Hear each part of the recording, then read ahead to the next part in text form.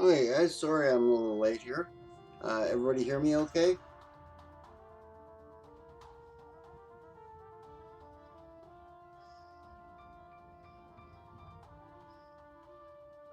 Okay. Good to see y'all here. Good.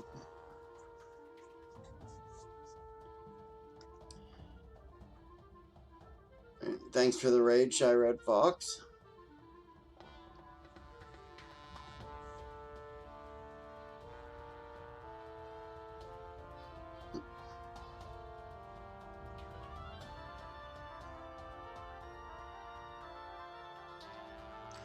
So,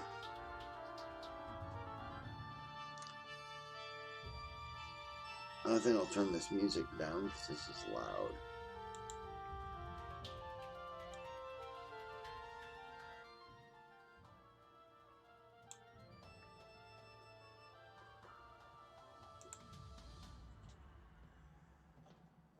Okay, I'm not too sure where to begin this stream at, but I thought I would bring my big wizard pipe out. It's actually Sable's. She never smokes it though, so.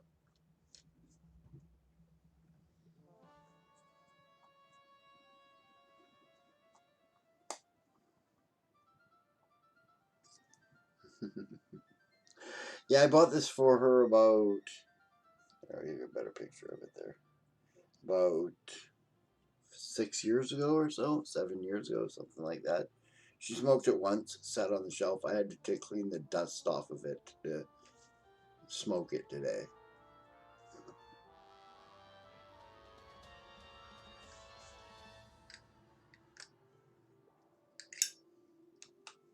Of course, Church Warden. Wizard pipe.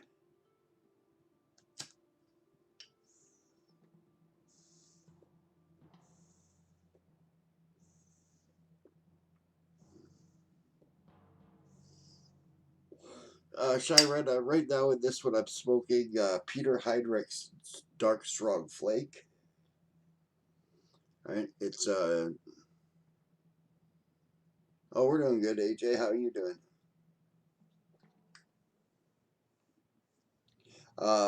Peter Heinrich's it's obviously German. All right. I started smoking it in the early '80s. All right. As a matter of fact, in the early '80s, in this pipe, that very pipe I've had since the early '80s, and I started smoking this one, Peter Heinrich's Dark Strong Flake.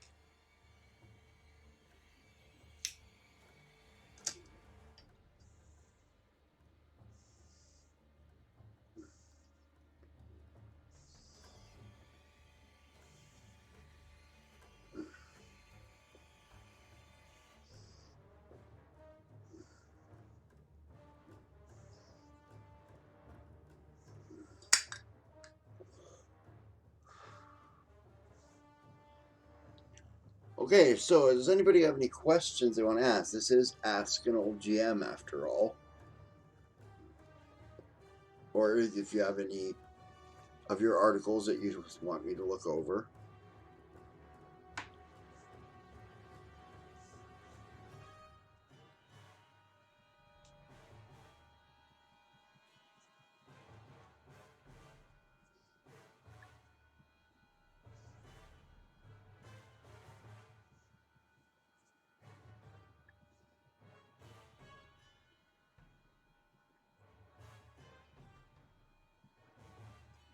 And the chat got quiet all of a sudden.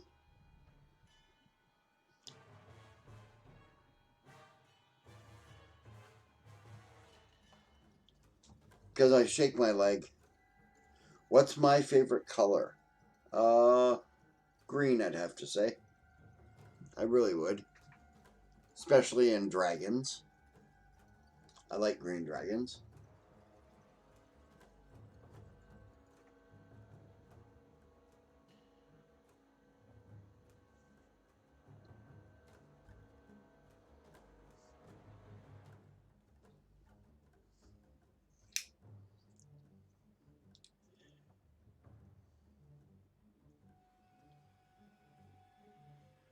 Yeah, I would agree with you, Bob. Summertime Left Town is really the kicking in. People don't know what to do now, right? You know.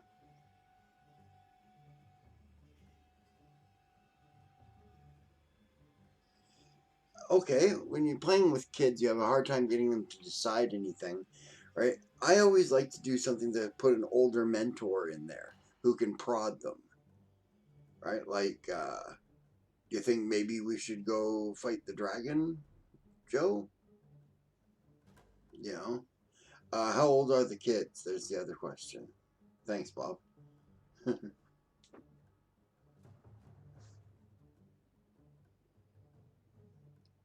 Mid to late teens. Oh, okay. Then, um, finding stuff to motivate a teenager is a lot harder, to be honest, right? And, uh, I'd have to say, before the game starts, ask them what they want to do with the game, right? Like, what's their goal for their character, right? You know, right? Um, you know, once you have an idea of what they want to do with the character, then you have an idea of what you can do with the game, right? Teenagers are difficult in the first time, in the first place.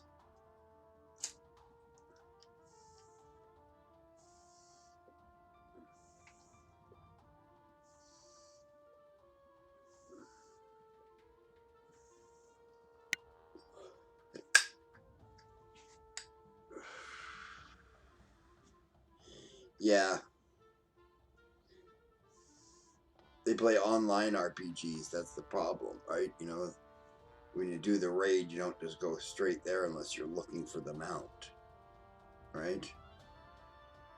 You know, you wipe out everything in there and take all the treasures.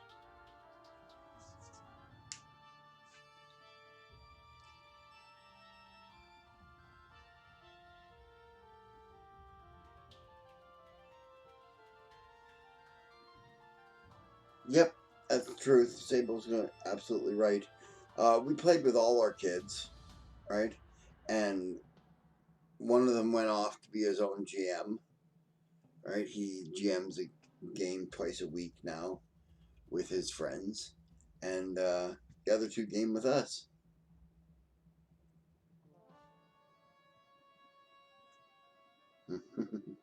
You've played with a toddler? Well, I was close to a toddler when I started. I was 7.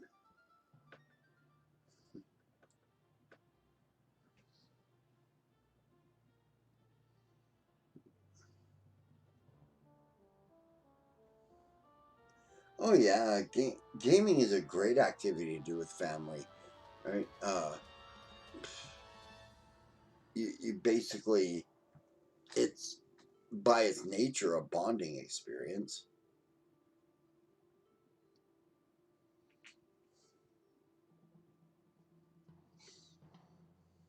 Yeah, I mean, Sable's right. We do get to talk to them every week. They're moved out now.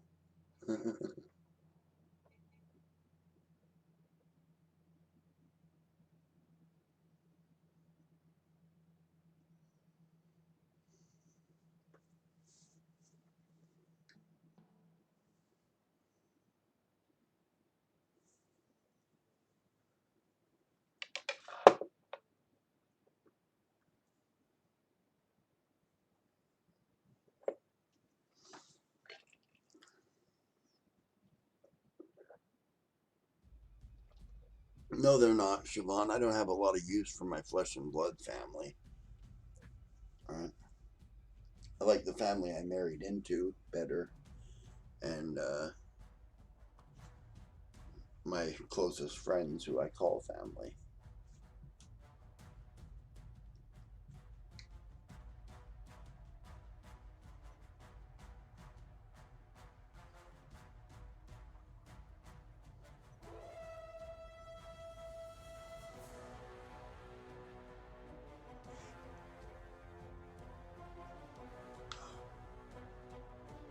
Sornik.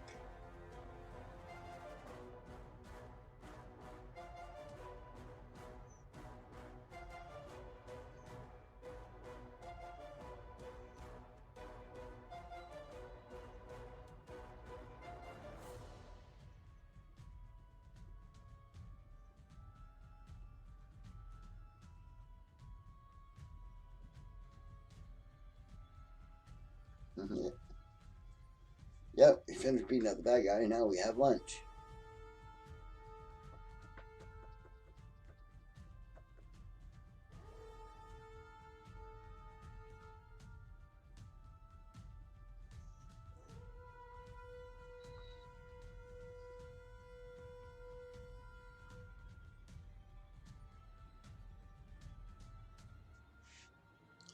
Yeah, Munchkin Quest is a great way to start younger players in role playing games like D&D and stuff. All right. And Hero Quest was a good one too.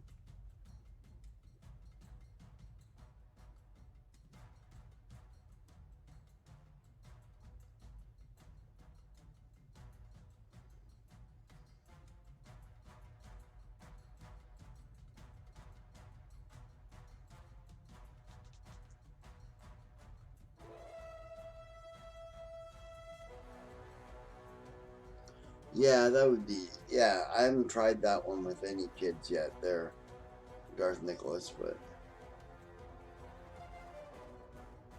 yeah, like you said, I've heard good things about that too.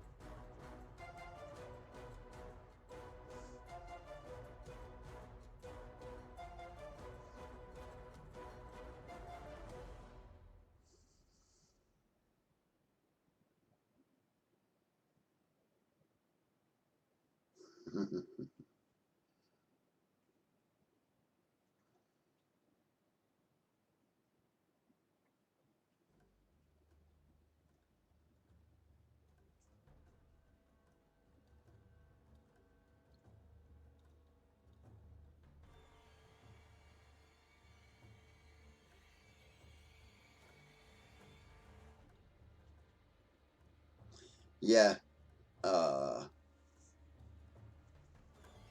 I haven't seen any of it, but I've heard good things about the Hero Kids games. Right?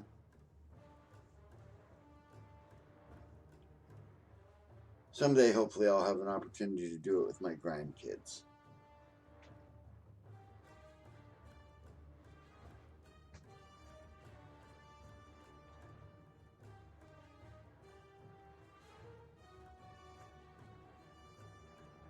Okay, have fun with your ferrets, Fox.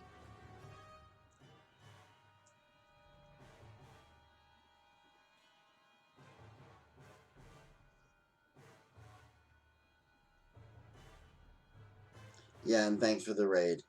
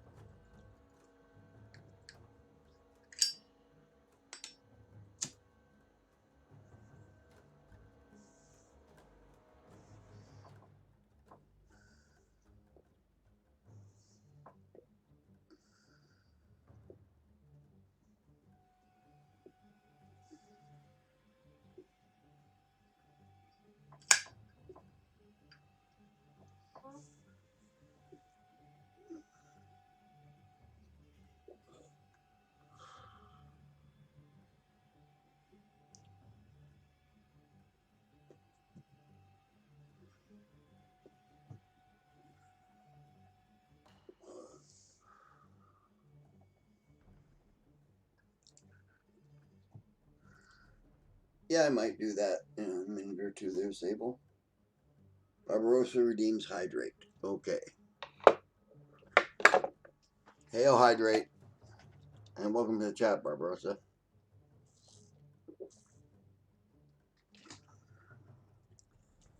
I take it you just got here?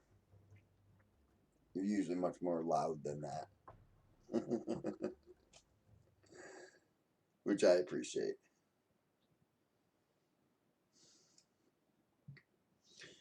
Yeah, I figure I live in Canada. I'm allowed to wear hats like this and advertise that I am Canadian.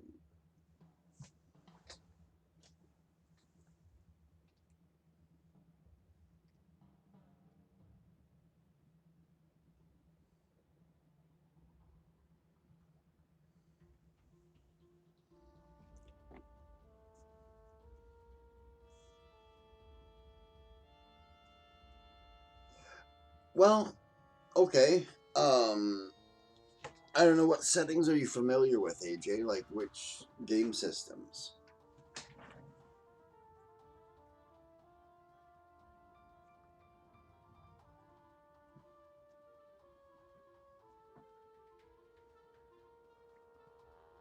My day has been pretty good.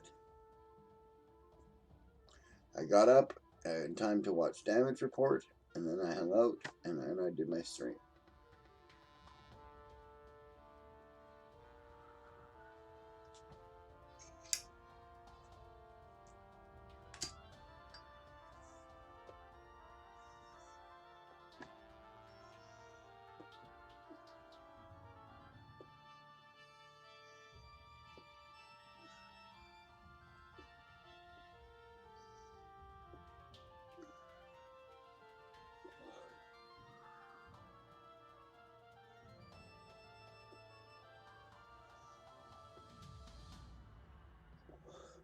Okay, well, D&D, like 5th edition, I'm not sure how they handle firearms exactly.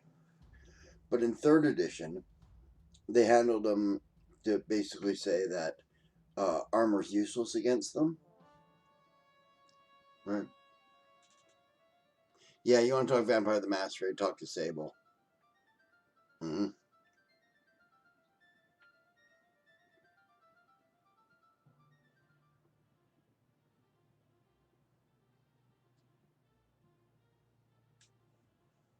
Yeah. Right. Which really depowers them, in my opinion. Right. Yeah. Yeah.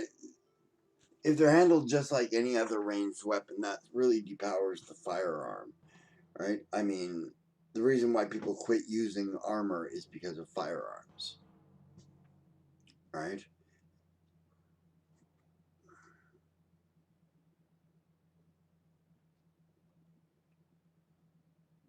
Yeah, I could have Sable on as a guest on Friday. Right. We'll talk about Vampire the Masquerade for you. There, AJ.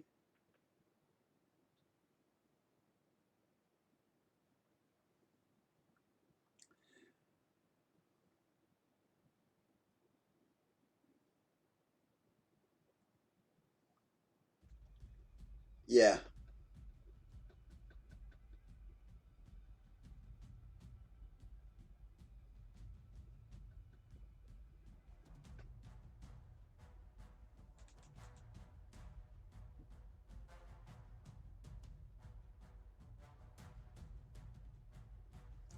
Oh yeah, I would agree. Um, that bows and crossbows aren't really realistic either, right? Um, and you're never going to get realism in a role playing game. I mean, I'll be honest with you. I was a sniper for 8 years, right? And like the amount of variables that come in into just making a shot, right? Yeah, by the time you calculated everything to make the die roll, right? Um, you know, it's not worth it. the best thing you do, see, this is what Sable was talking about, what we were talking about earlier, is heroic versus realistic games.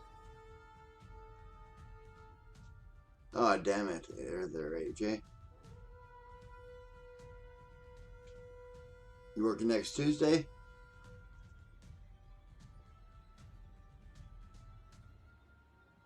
At 4?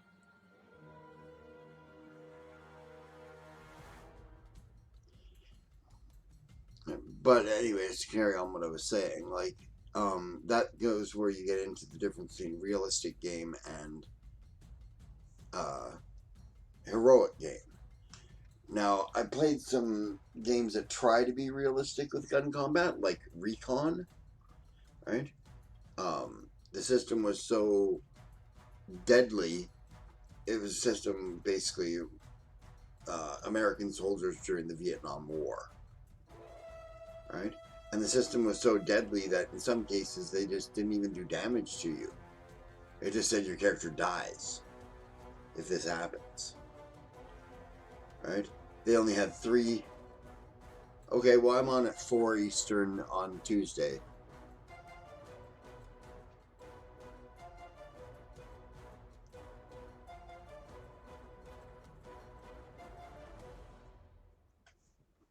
Yeah, well, I'm on 4 on Tuesday, so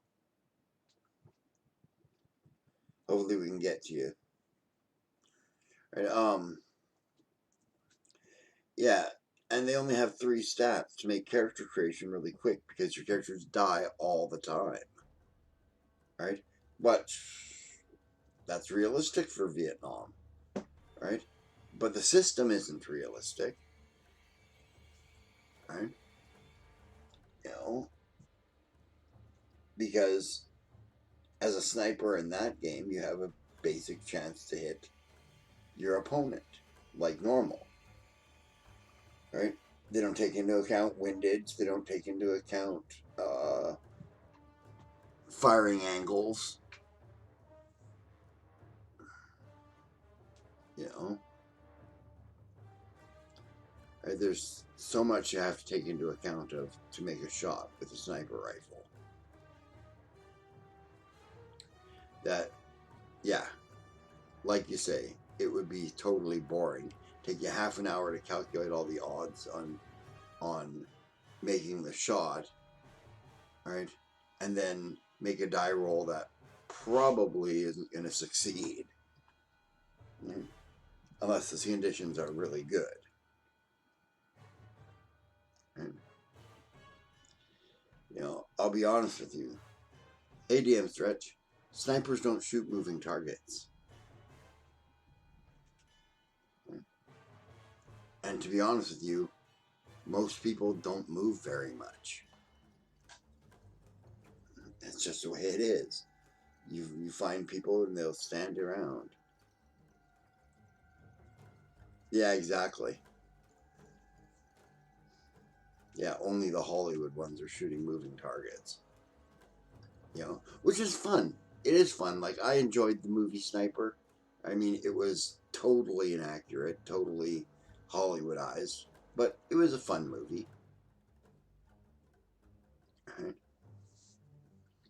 You know, I'm not one of those people that looks at it and can't handle it because it's not realistic in the movies. They're supposed to be heroes, right? You know, it's not a documentary.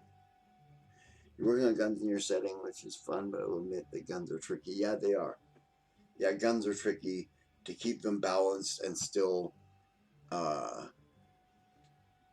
reflect their lethality, right? But the truth of the matter is, like Sable said before, right?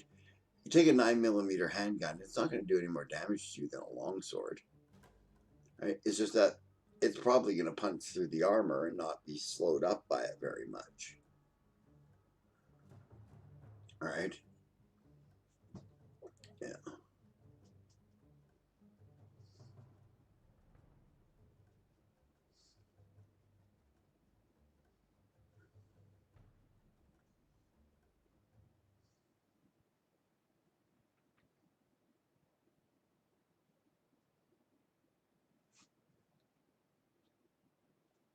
Ah,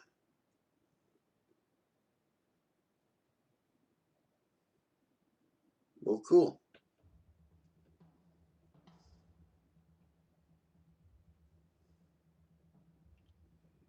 Yeah, it's entirely possible, Siobhan, in a metal armor suit that you're gonna get a little more shrapnel in the wound from wearing armor with a handgun, but it's not going to be significant enough to make much difference.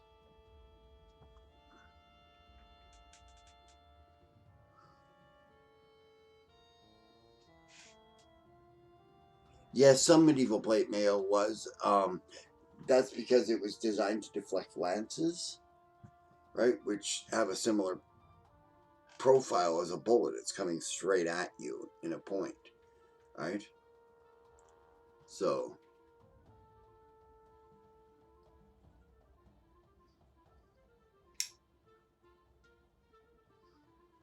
yeah, horseman's armor was quite often quite bulletproof.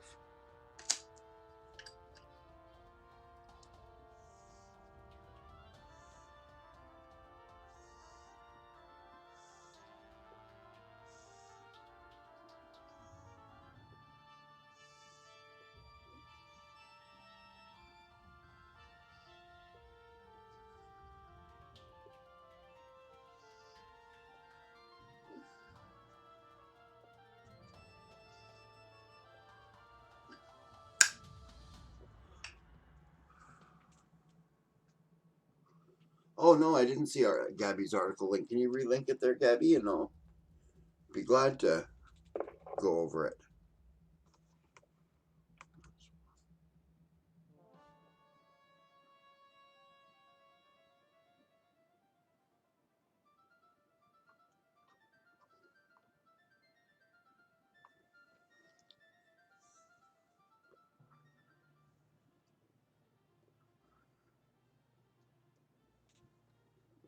Okay, I just added a whole bunch to this one. What is still missing? Okay, let's take a boo.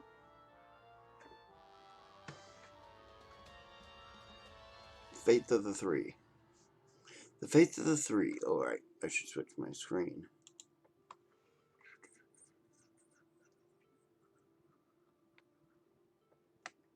Gotta find the right one though. Nope, that ain't it.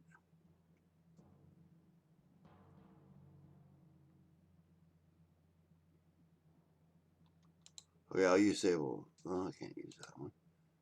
Can't use that one. There, that's the one I wanted. Duh. Okay. I'm slow sometimes, but I learn.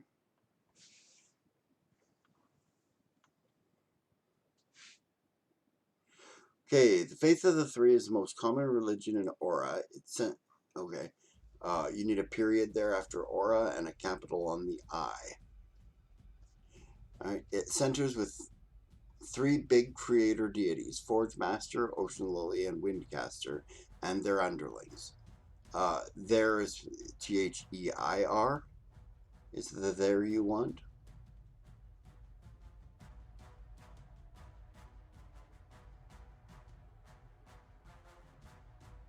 Okay, you're going to want to put a colon after appearance for Forge Master. When appearing in the mortal plane is a gruff looking older man with graying hair in black smith's clothes and a flaming ponytail in back. Okay? The Forge Master's domains are forge, light, food, order, knowledge, fire, and fatherhood. He is considered the loving hand of the father, the hardworking family man of the gods. He is also considered the head god in some areas. Okay, that's cool. All right. Again, you need a colon after appearance for Ocean Lily right here. When appearing in the mortal plane is followed by six celestials carrying her long hair that drips water as if she just emerged from a bath.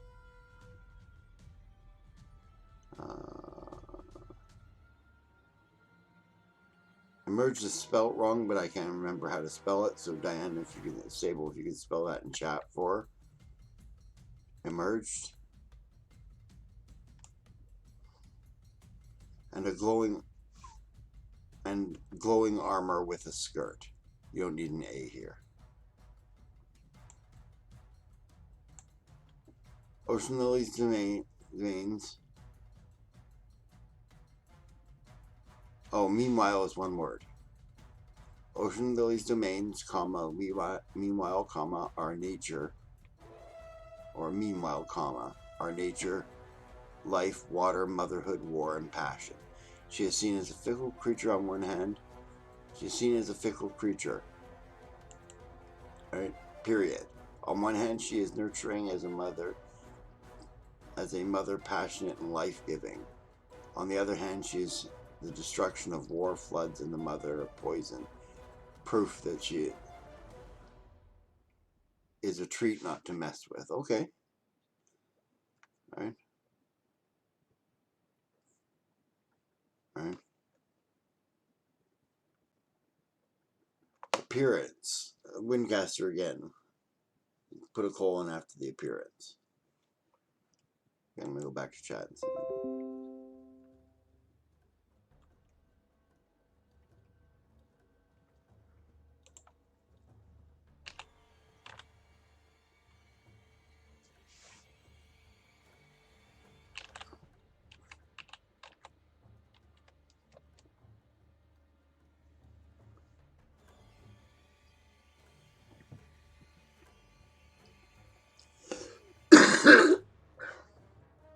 Sorry about that.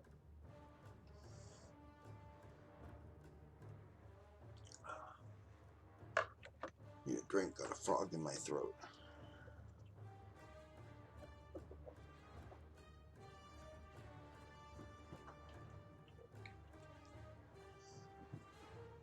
Yeah. And don't feel bad about getting that word wrong. I get that word wrong all the time, Gabby. Emerged. Or immersed and... yeah. Okay, back to here then.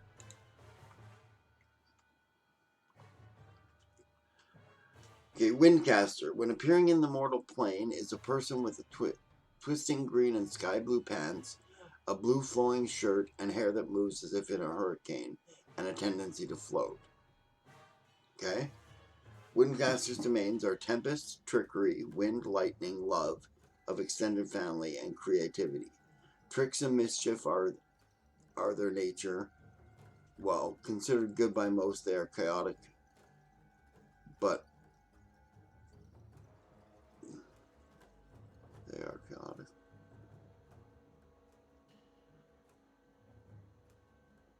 Okay, I'm not sure what you were trying to say there. That's confusing sentence. They're chaotic, but all in God nature.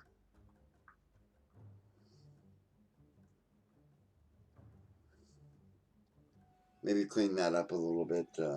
I'm not sure how, because I don't know what you were trying to say there.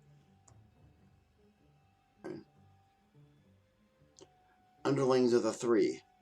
Celestials, of course, such as Planetars, Solars, Holophants, Kirans, Unicorns, and Pegasus. A good chunk of smaller gods are also aligned with the three. An example of a minor god aligned or allied with the three is Astrika, a minor goddess of Arcana.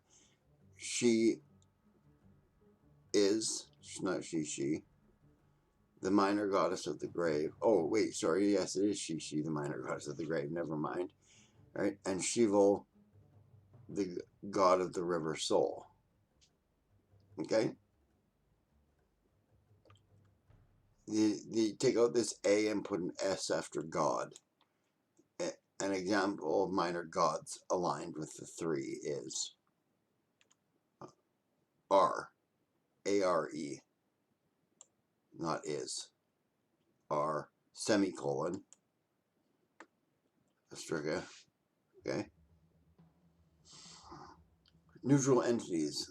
Well, while the Fae are pranksters and chaotic, many can be tolerated Many can be tolerated the gods 3.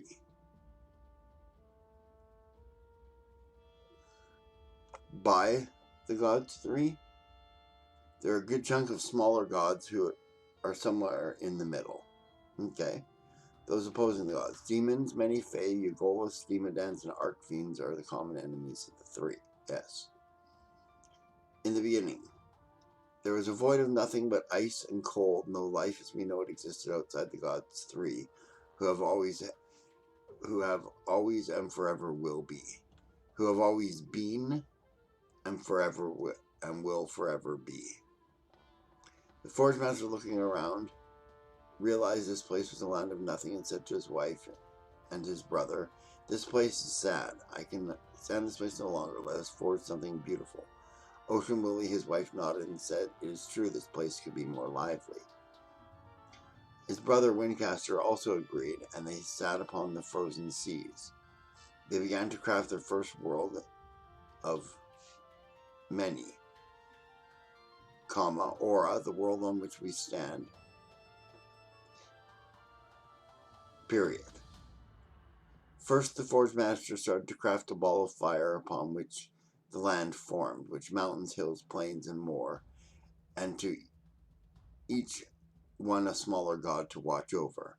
Then Ocean Lily took the ice and melted it, which became the oceans, lakes, and rivers, and to each one a smaller god to watch over.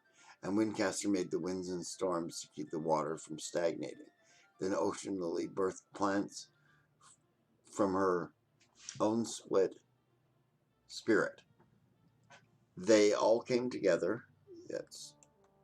They all came together to create the animals of plenty, and each gave a tiny soul. But something was missing in the end. But who shall praise our glory? We should create some beings to praise us, said Ocean Lily, and they agreed. And in the end, they created the humanoid races. Okay.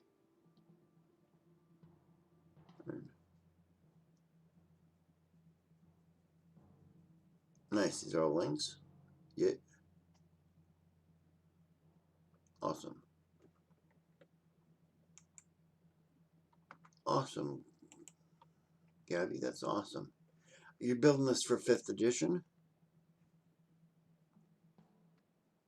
But I think I'm on Sable's thing, yeah.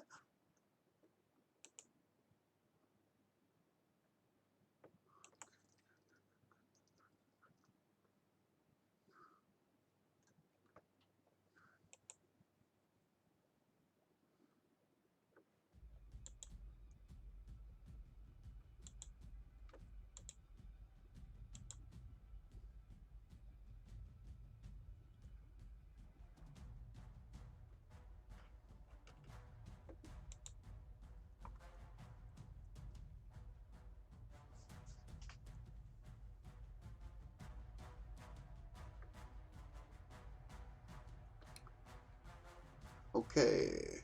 Let me go back and grab the article again. Like it on my settings.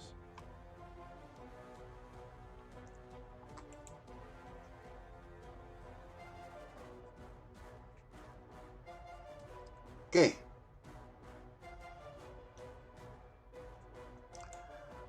I have to say, Gabby, that article is much more polished than your other ones were. Right? It's looking a lot better. You're getting a lot better at punctuation and grammar and spelling. Right?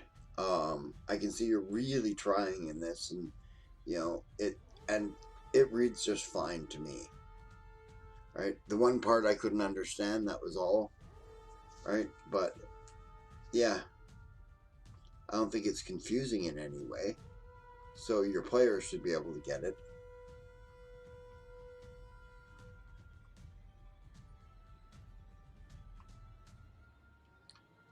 Right? And it's not a rough mess. It's rough, but it's not a mess. It's pretty good.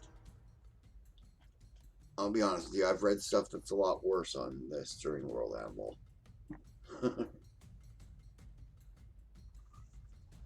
Okay, back to Astronaut. Jam time with border. No, that's not the wrong one. It's the wrong one. GM jam time. There we go.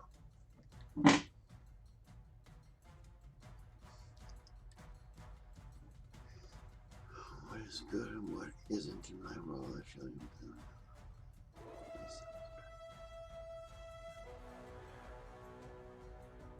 I don't know how to help you there, Barbarossa. All I can say is that I've read your stuff and it's good. So it's not bad. Right?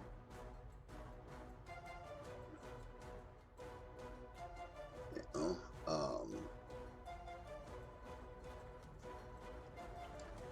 yeah. I don't know how I can give you more direction, but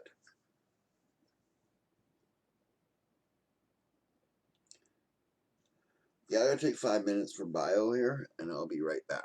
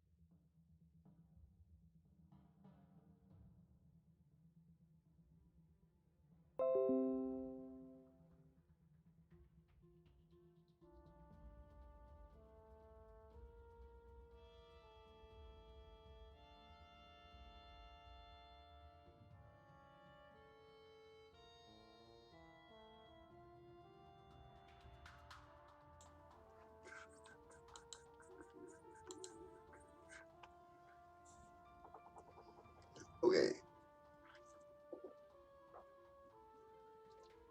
I caught that dragon love water, and now I will do that in just one moment.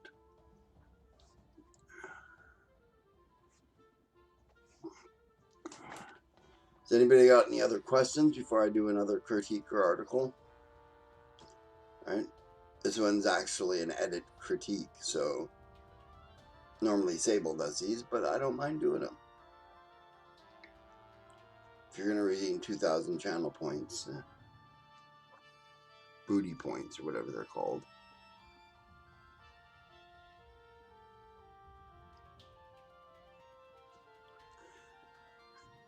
I was born awesome. You can just ask my mom. My mom thinks I'm fucking awesome.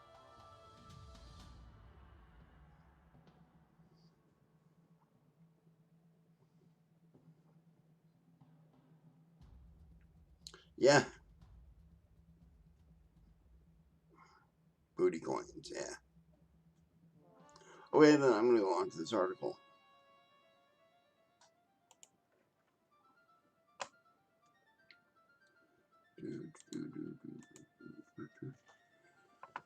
Okay. The dreadful lurkworm. Sliding in and out of subaquatic cave systems, a slimy frilled worm comes into view stalking a pod of unwitting dolphins. Okay, since this is an edit, right? Slimy, frilled. Need a comma in there. Comes into view, stalking a pod of unwitting dolphins. As period. That should be a period there. Capital A. As they go closer, the worm contracts momentarily before suddenly everting its prehensile pharynx to capture.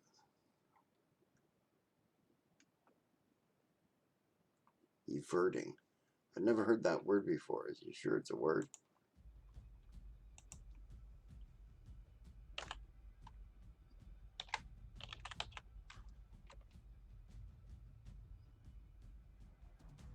Ah, okay. That's right. Turn an organ in outward or inside out. Thank you, I learned a new word. So did everyone else.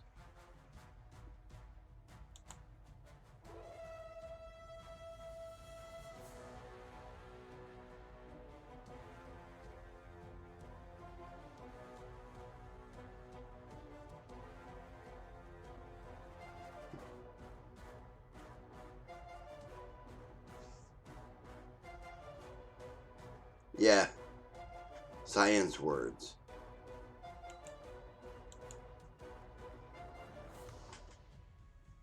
Okay? Right. Before suddenly everting its prehensile pharynx to capture its mark. The remaining dolphins scatter as the worm works on engulfing its victim. However, the dolphin may not be destined for this worm's stomach as okay. This is awkward. The remaining dolphins scatter as this worm works on engulfing its victim.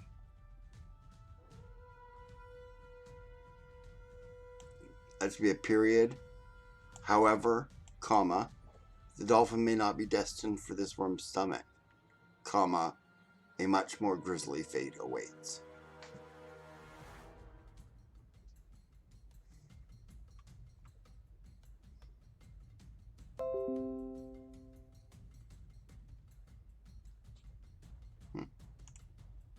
I was looking at your art. Okay, basic information. Anatomy. The dreadful lurkworm is a predatory lurkworm that can grow upwards of 25 feet in length, 7.62 meters long, and 4 feet wide, 2.22 meters. Able to easily swallow most humanoids whole, they have one set of small eyes behind 3 large antennae that are colored darkly in blues and greens. Okay. That should be a couple of sentences here. All right.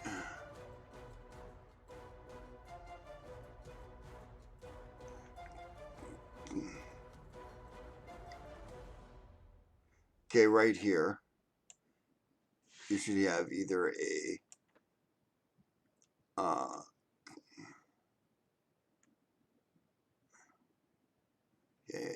a comma or a semicolon, I'm not sure. Long and 4 feet wide. Able to use this one. Yeah, comma. Sorry. There. And a period here.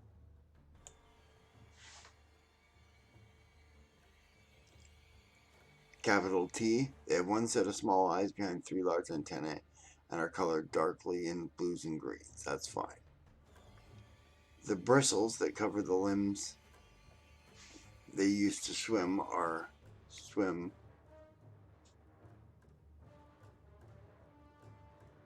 Limbs. The bristles that cover the limbs they use to swim are, I think you meant to say here, it says bear, are capable of lighting up while displaying various territorial or courting behaviors. Okay. Their mouth and entrails are colored bright purple or pink. And they have a large set of black or transparent feeding pulps that act as jaws, along with a pharynx that they can turn inside out at high speeds to capture prey, reminiscent to a frog's tongue that has teeth of the same color as their pulps. And that's fine. That's a run-on sentence there too, so we're going to chop that up a bit. Their mouth and entrails are colored bright pink, purple or pink, and they have a set of black or transparent feeding pulps that act as jaws.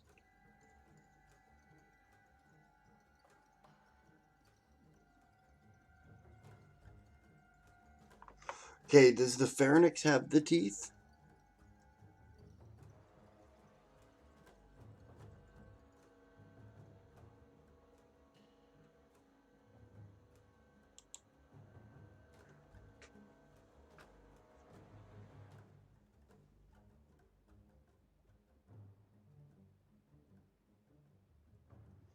Yeah, Siobhan's right. I missed that, but you've got them 25 feet in length, 7.26 meters long, and 4 feet wide.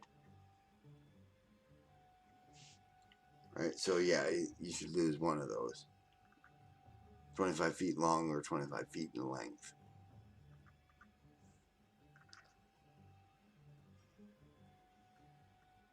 Yeah, and you're right. You should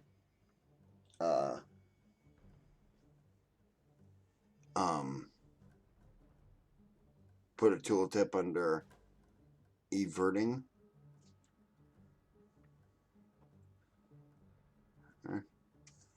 Okay, and you say yes. Some teeth are on the pharynx.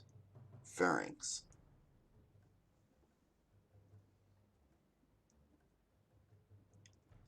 Okay. So how can we cut that up there? Come to me. Okay.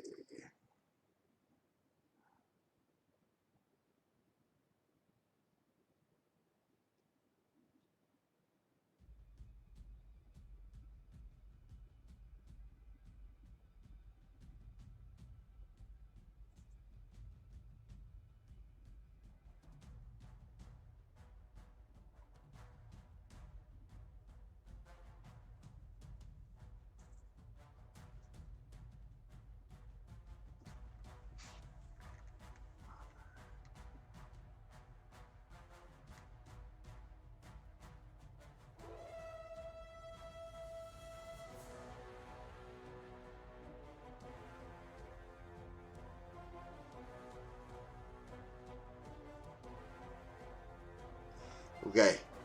That's where we're going to split it. It's still a long sentence, but their mouth and entrails are colored bright purple or pink, and they have a set of black or transparent feeding bulbs that act as jaws, comma, along with a pharynx that they can turn out at high speeds to capture prey, period. It is reminiscent, you need an it in there, of a frog's tongue, and that has teeth the same color as their pulps and other spiny features of the subject. That, I think, would make it so that you're not trying to read 4 lines of text here. Like, this is your sentence, eh? Alright? Almost 3 entire lines of text. Yeah, so cut it there.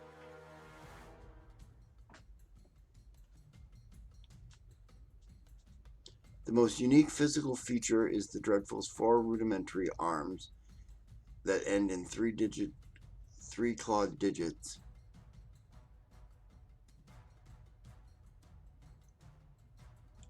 Don't think that makes much sense. It can use to manipulate prey and objects. At the end of its tail is the tail section, which holds its anus, several claw like seta used for grasping creatures and terrain, and its ovipositor.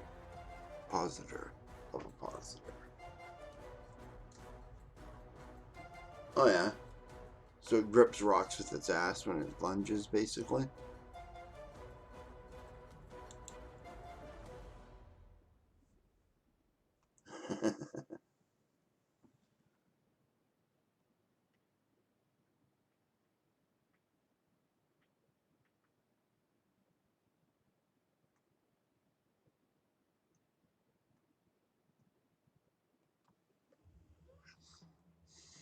Hi, Yisong. Welcome to the chat. Glad you got a nap in. Siobhan's been in the position where she didn't even sit down and woke up 2 hours later.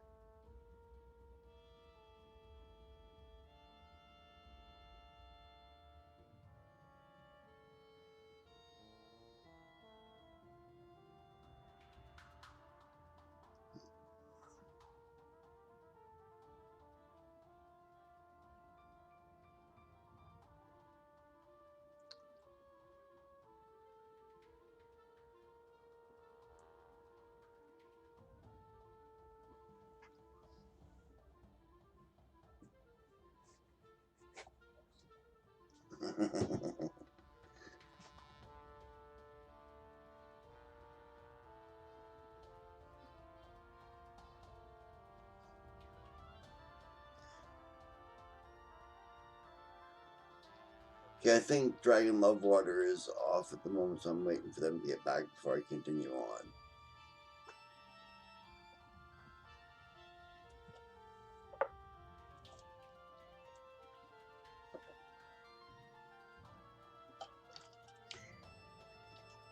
Yeah, last thing I knew, she was in somebody else's stream, and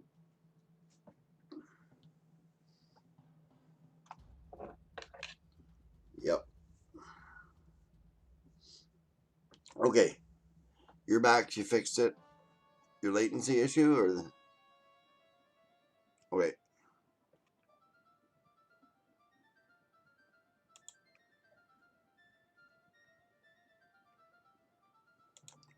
Okay.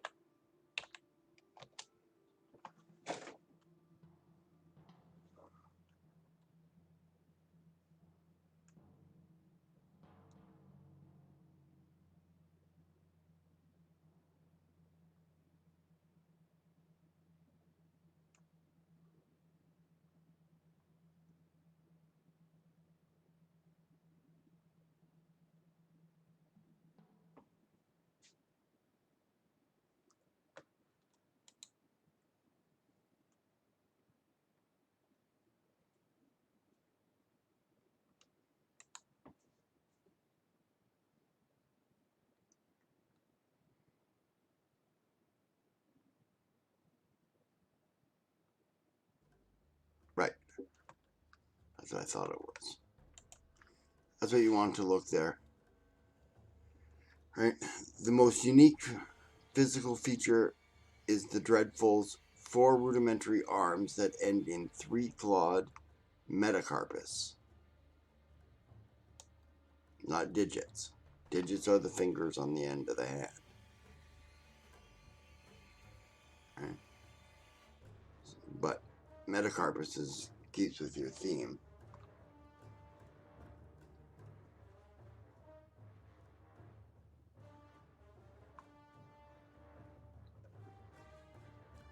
And to spell that right here. Metacarpus.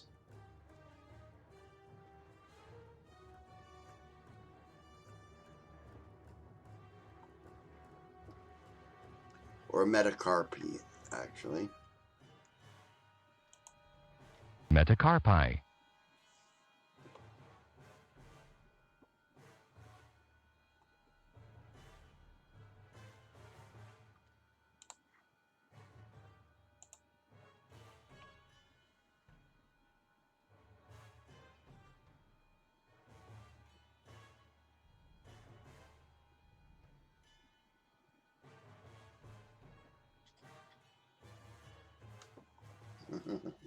Stream on phones, you can get a coffee. I don't know where she's here to.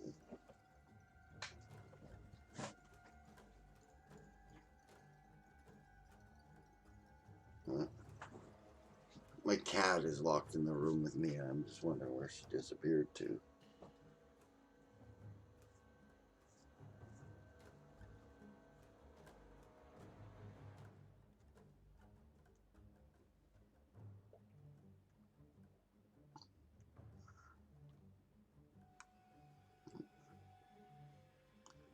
Okay.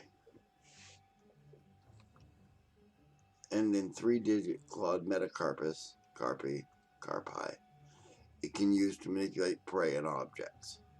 At the end of its body is the tail section, which holds its anus, and several claw-like seta, used for grasping creatures in terrain. Or comma, holds its anus, comma, several claw-like setas used for grasping creatures and terrain, and its ovipositor.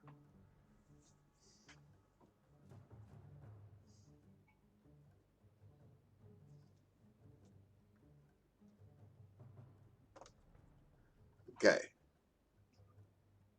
Hey, you.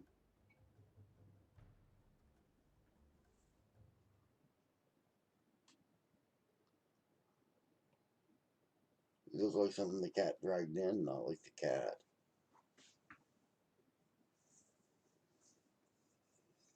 Sleep a little rough there. Anyway. Genetics and reproduction. After a female dreadful mates, comma, it returns to its den,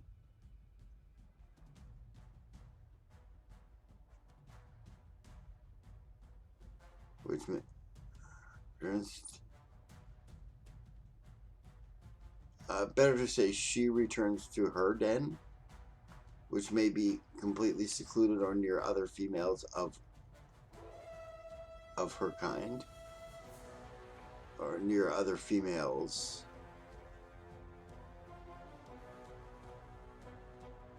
Yeah, of her kind would be fine.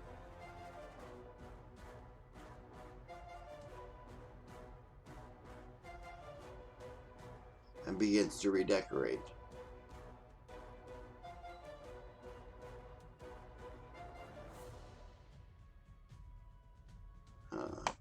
Still trying to think. That sounds pretty long too. After a female dreadful mates, she returns to her den, which may be completely secluded. To redecorate. You missed a by in here. By gnawing moss and scum off the walls and covering everything in her thick slime. Right? That would give the more flow to that and not make it a run-on sentence.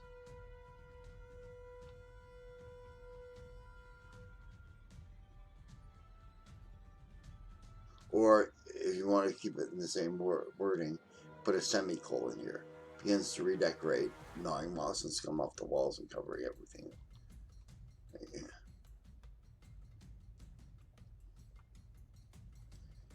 And I love semicolons. Right? They're my downfall. Editors hate them. Don't ask me why. I think it's because printers hate them. Because with the little tiny misprint, they're a comma. Right? And then they get nothing. Or they're a dot. Right?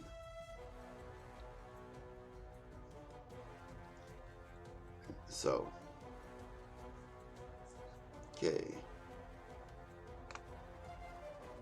Yeah, so right in there. Semicolon or the word by. Once this is finished,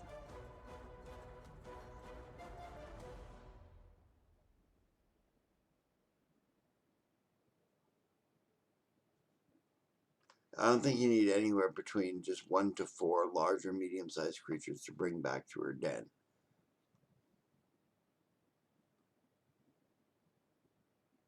Yeah, and paralyzed to shit, basically.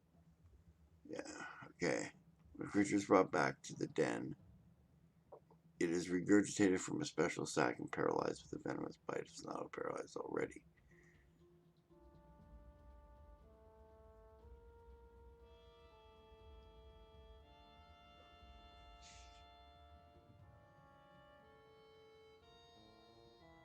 Yeah, then deposits 50 small eggs. The creature's abdomen with her. Okay, yeah, I'm not paralyzed already. Take out this and. Here, put a period after already. Right? Paralyzed with a venomous bite if it is not paralyzed already. Right? Then she lays roughly 50 eggs in the creature's abdomen with her ovipositor holding it with the seta on her tail. Right?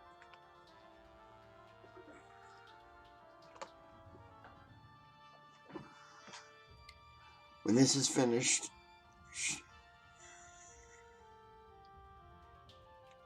she will wrap. When this is finished, she will wrap the creature in more slime and leave the eggs to incubate. The incubation takes around 17 days, during which the mother will guard the brood. The host is alive and partially conscious of its surroundings, though numb and groggy through this process. Right? They live underwater.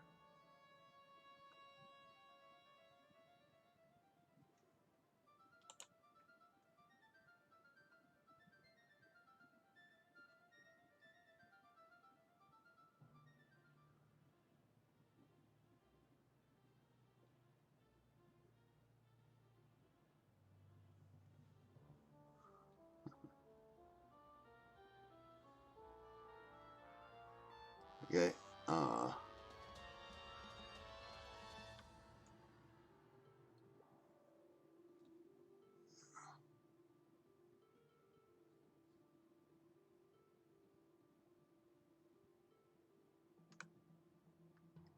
Yeah, so they're taking water creatures, right? The thing about it is that no matter how alive and conscious you are, you will not be alive and conscious after spending a couple hours underwater, right? You know, we're not fish, right? So, unless it's an aquatic creature, in which case, like if they took it from a fish, they grab a big bloody shark and stuff it in there, right? Then sure, or even like a saugan or a sea elf, you should mention that somewhere in there that this assumes they can breathe underwater, right? Or if they're above water, it assumes that they can breathe above water, right?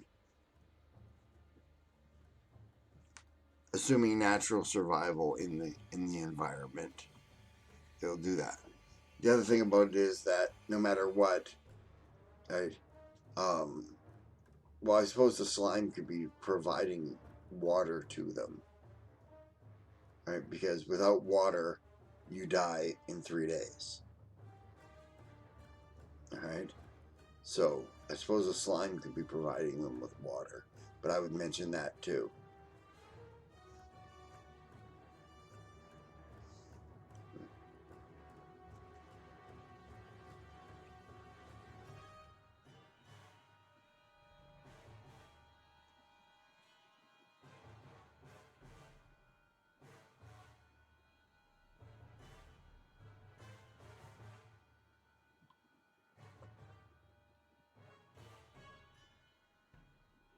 Okay.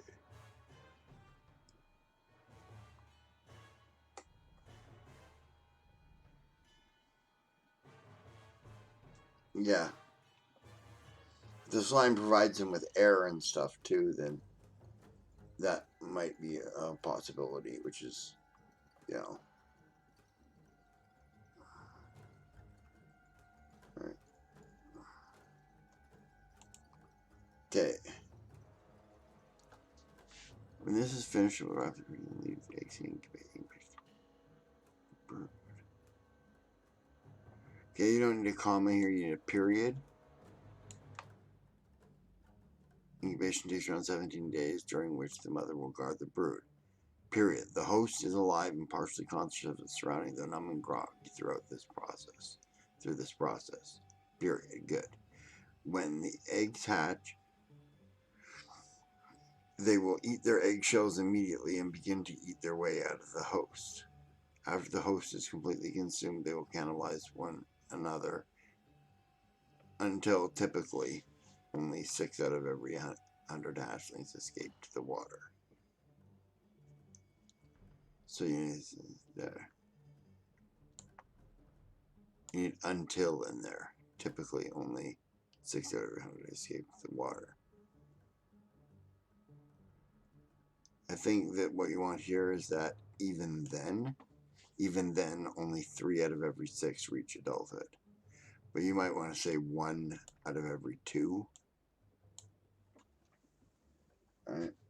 Just because it's easier to say. Alright, you know.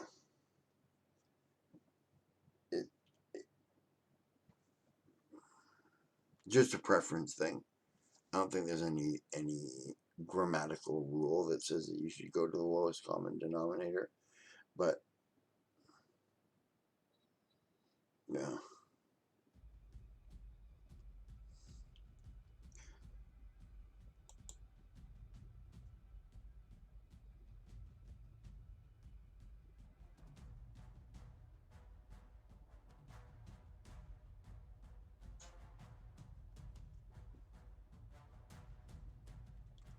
Okay, on to the next part. Ecology and habitats. This is a stub. I didn't even need a full sentence. Who lives in marine caves? What marine caves and tunnels and rocky shorelines? What about them? Right? Is that their ecology or their habitat? Right? No, or is it both? Right? I mean, they're attacking dolphins, so that means that they're in the water when they're ecologically, right? So, you know, it needs more fleshing out, is what I'm saying. Right? Right? I can't really critique it until it's fleshed out. Dietary needs and habits. The dreadful is an ambushed predator sliding in and out of holes to attack unsuspecting prey.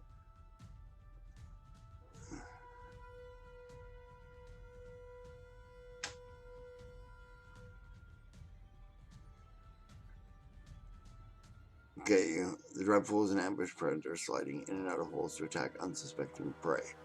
Period. Their preferred prey are fish and marine mammals, such as sea lions, dolphins, need commas here, porpoises, iguanas, sharks, and humanoids. Semicolon, anything, comma, really, comma, that gets too close when it's hungry.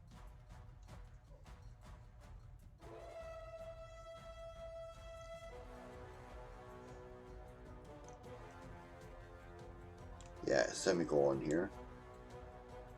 And put a comma, really, comma in here.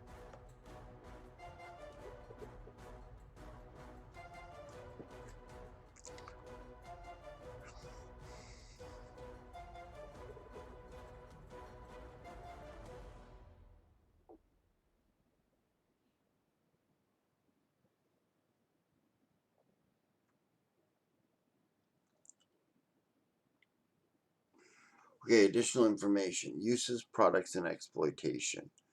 Though truly horrifying, the slime of dreadful lurkworms has use as a salve that fights off infections in the flesh and repels most external parasites. Period. The venom of the lurkworm is used to paralyze live animals, prisoners, and kidnapping victims. That's her. That sounds fair. You might also put that your properties of that slime providing air to people if they're underwater, stuff like that. You know. Perception and sensory capabilities. Despite having eyes, they are nearly blind. Though they compensate for this, the ability to track sense movements in the water that indicate a creature is nearby. Okay. How do they track sense with their noses, or with like another organ, right? And how do they sense movement in the water? Right. That's how I would flesh that out a little bit. Right. But yeah, that makes sense. Okay.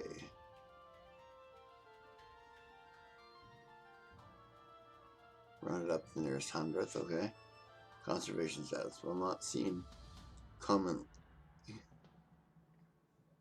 Dreadful workruns are not in any danger of going extinct. They have no natural predators. Right? And though many sentient beings and more intelligent animals would kill it if it takes up residence nearby, this is not related to feeding in any way and is set linked to the gruesome manner of caring for its young. And they only appear in the channel of jewels, which I see you've got a. Where's my mouse? There it is. You've got a link to. Link to channel of jewels. Okay. I'll read that one later. In the meantime, I will like this article, and I don't follow your world, so I'm going to do that.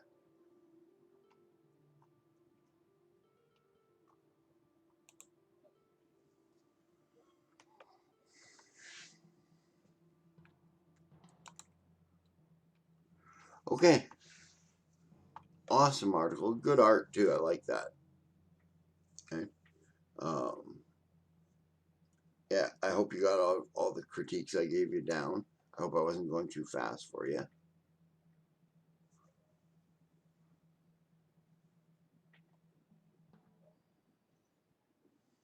And I hope I remembered to highlight enough places that you aren't going, where the hell was that? Because I forgot to do that a few times.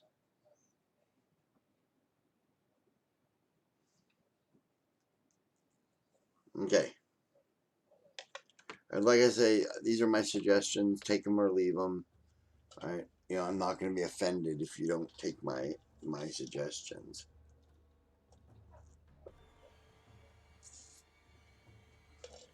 You will find, young dragon love, that it is very hard to offend me. You'll also find that when you do, I'll kill you.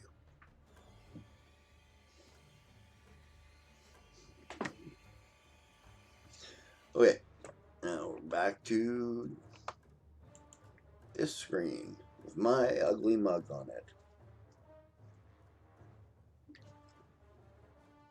I should have like a face mask or something that I wear to keep you from having to see this mug.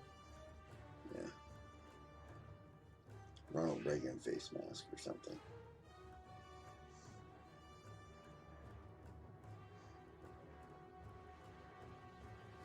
Tricky Dick. And 95 mask, yeah.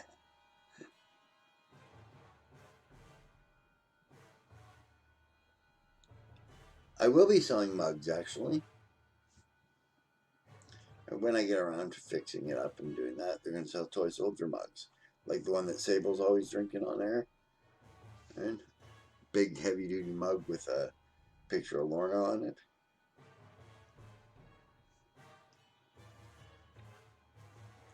And I'm also going to commission some more art when I have some more money, so...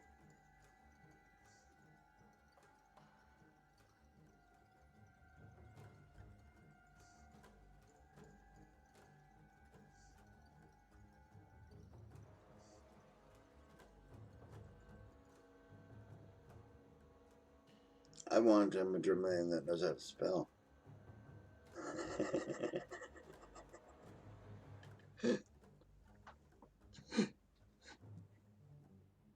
So how would I work? How would I want guns displayed in a tabletop RPG? What do you mean by displayed? Like you're talking about how I would handle them in form?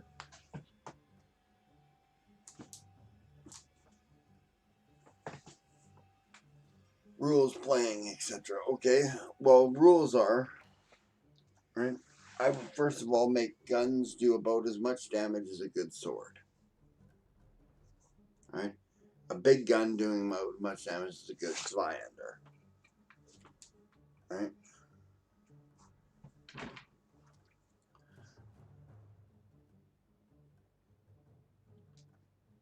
Yeah. Yeah.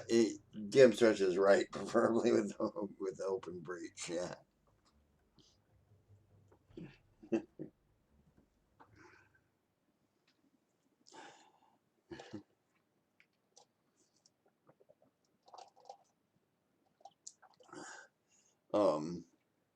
Yeah, I would make them do damage as about a large sword or something like that. Battle axe. They all do about that same damage, right? I would make them ignore armor for the most part, unless it's got special qualities which says that it's good against bullets. In which case, it's good against anything. Right?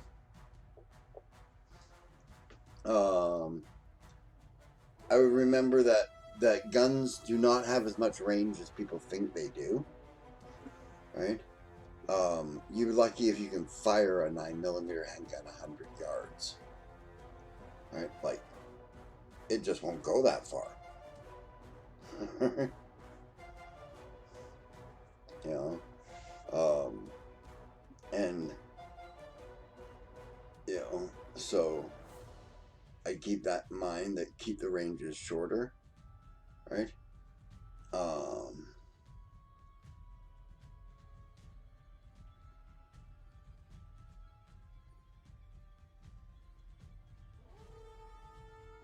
Yeah, they're also a lot. Yes, I haven't looked at. Well, I've looked at Starfinder, but I don't like the rules there for them. So that's okay, right? But I haven't looked at Toblin's game at all. Sable follows Toblin. I'm not sure if it's he or she or they. Right?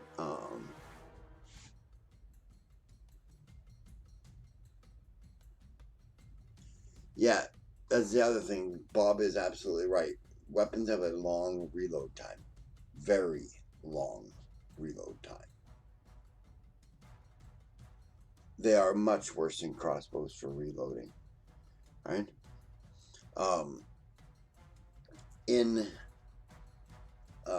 Like, that's why magazines were invented for weapons. Because they took so bloody long to reload. Even when you were using bullets and, like, you know, you got 4 shots in your weapon or 5 shots, right? And you're sliding the bullets in. They take some time to get those bullets in there, right? And then you get it up and firing, right? But when you're talking about muzzle loaders, right, do a little research on that, because mostly, like, the British musketeers were considered to be incredibly fast with their muskets, and they could get off 2 to 3 shots a minute.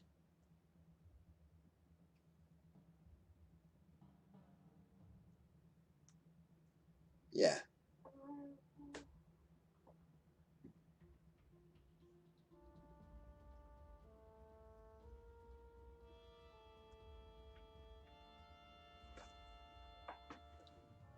Yeah. Yeah. GM Stretch was just agreeing with me. That's what I'm talking. That's what I was talking about too. British musketeers. Yeah. Yeah. The reload times are incredibly long, right? That's why you see all those. Oh, lost my bloody headphones.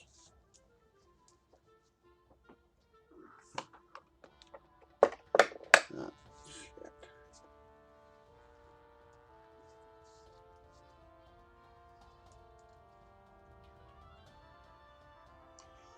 Okay.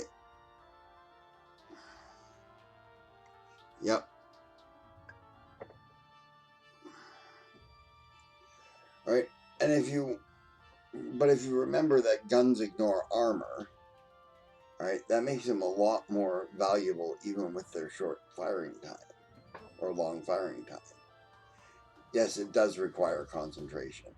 That's why they could fire off 3 rounds per minute, right? You know, that's like, yeah.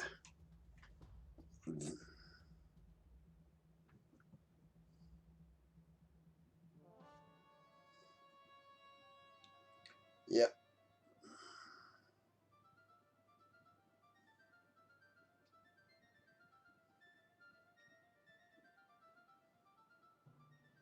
Yeah.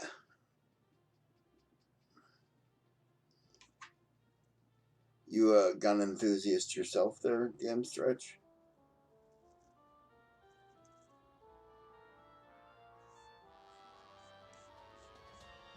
Or are you ex-military?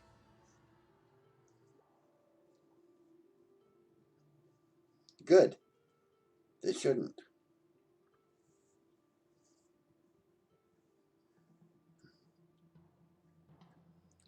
Uh, so shotguns and hunting rifles.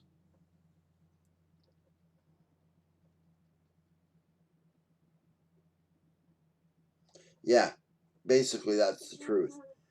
The way Bob put it there. So if you didn't kill with the first shot, you did not reload. You just used it like a club or pulled your saber. Because by the time you reloaded the prick, they'd be on you.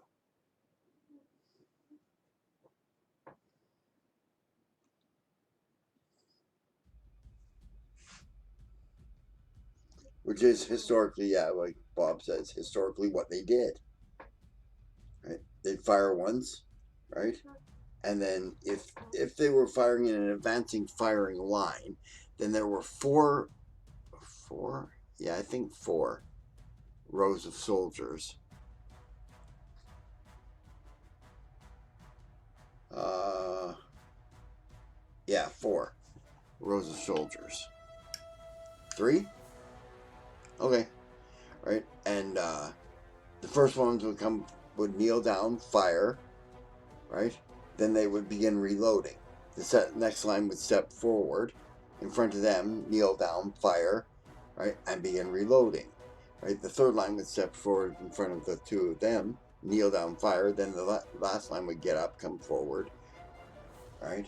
Because they could do that in about 6 to 7 seconds, right? So it meant that they had about enough time for the person to fire and the other person to reload and come forward.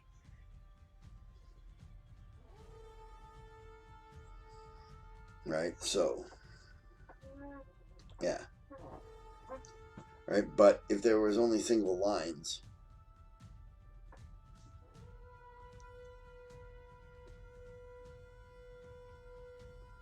Yeah, yeah, I hear you. DM's threat from the UK. Yeah.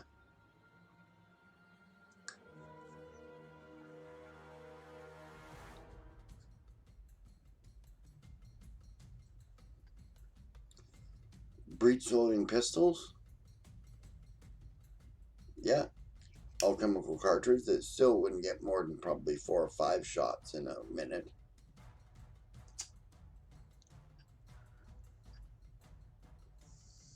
Unless that's all that we're doing. What game system do you want to do this for, Barbarossa?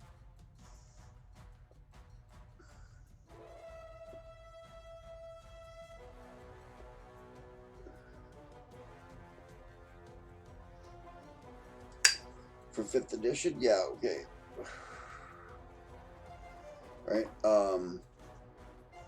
You might then want to say that it takes your action and your reaction to fire and reload a weapon if you're using breech loading and cartridges.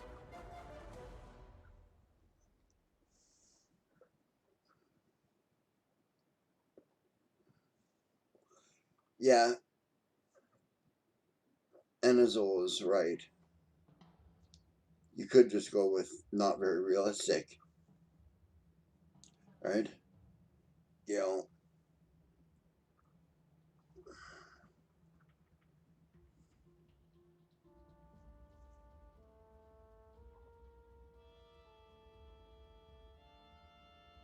yeah, abrasive pistols, yeah.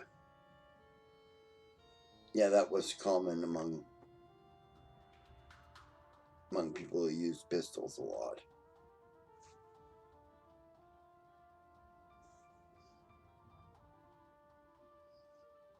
Yeah, Enazol is right there. Combat is not realistic, so why do the gun rules have to be? Exactly. Right, you want realistic? I'm also a black belt in Kenjutsu. When I was capable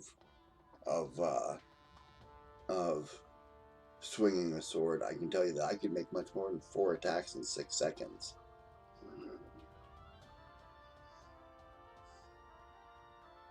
Right, accurately.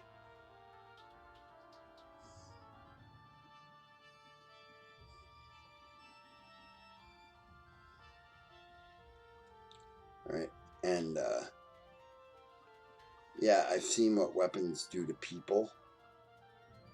Right, there's a really good show out actually. You guys should watch. It's called Forged in Fire. It comes on. I don't know where you find it in the States, but it's on the History Channel here, and I don't know if that's an American channel or Canadian. All right, right, but uh, yeah, Forged in Fire. Right, it's a blacksmithing show, but the thing about it is they test these weapons in like high stress environments.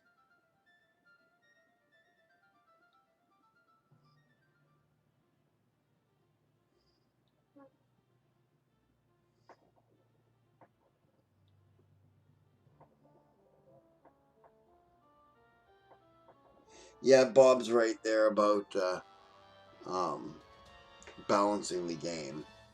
Yeah.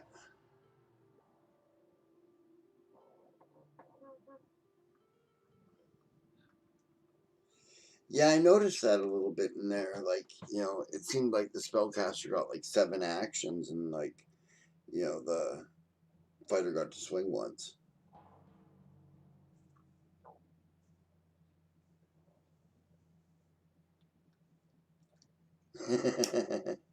I see Dinosaur Bob watches Forged in Fire. It will kill.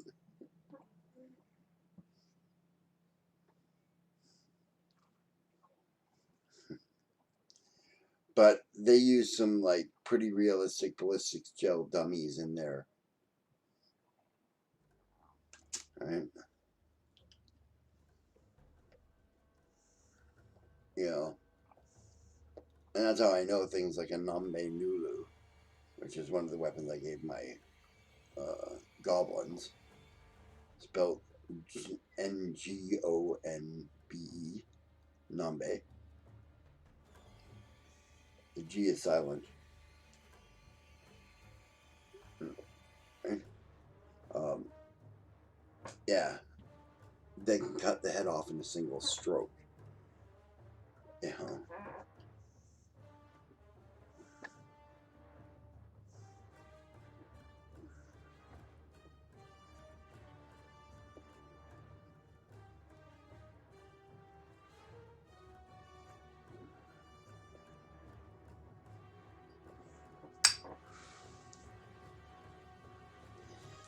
Yeah, I still haven't even caught up to the current season of it yet, but we watch a lot of it too.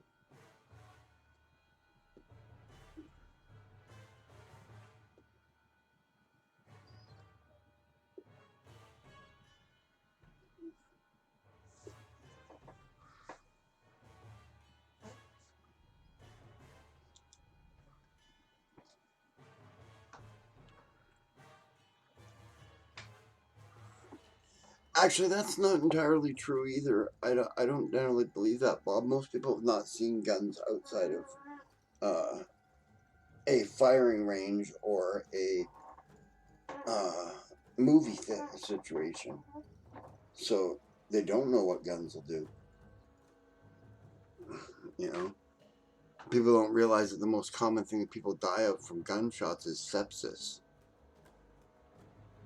Right? Guns don't generally kill a lot of people. Right?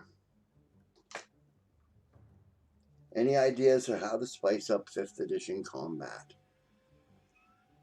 No, I haven't played it yet. Right?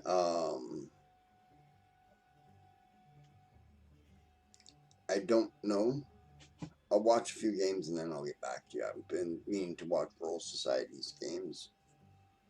Alright? Aegon? Alright, so. Right. Yeah.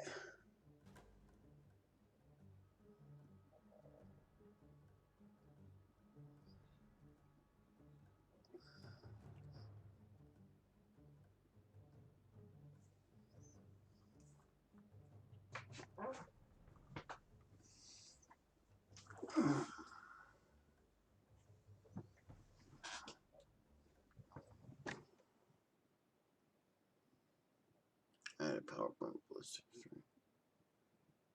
Yeah. Oh, yeah. Absolutely, damn stretch. Um, I've had 2 dads in my life killed with weapons. Right? My real father, my biological father, was shot when I was 10 months old through a door with a 22 long rifle in an outside door. Right? So it's solid. Right? And it killed him. Right? The bullet entered just under his solar plexus and bounced around through his lungs and heart in there and gelatinized all sorts of crap inside his body. Right? Right? And then when I was 9 or 10, I can't remember which, right? My mom's boyfriend, who was like a stepfather to me, committed suicide in front of me with my 22 rifle. So I know that they can kill too, right?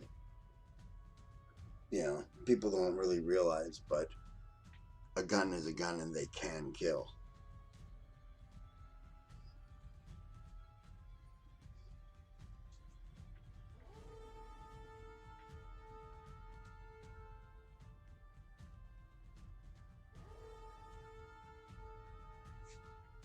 Yeah, I mean to check that out, Bob. I just haven't really gotten around to it yet. Thanks for the hugs, on. Right? I don't worry about it anymore. It doesn't bother me or anything like that. It never gets under my skin or anything. But it's like I tell everybody, I'm a psychopath. So,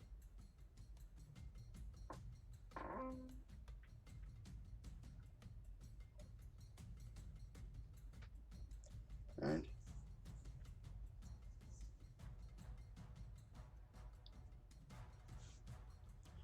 Yeah. So again, I'm very much like the Parkland kids. I'm not against the Second Amendment rights of the Americans.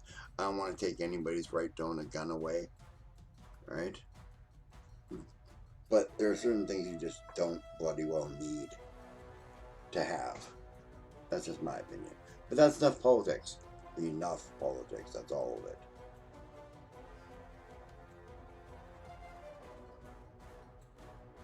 Sure, Siobhan, you're one hand typing because you're watching porn.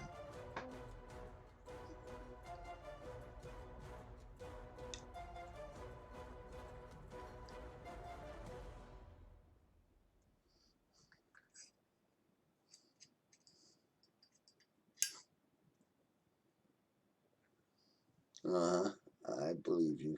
Sure.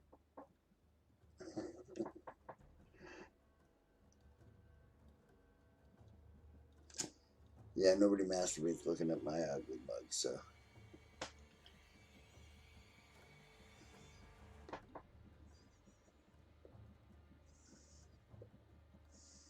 Well, I guess I'm entertaining enough to eat popcorn for, so. Hey.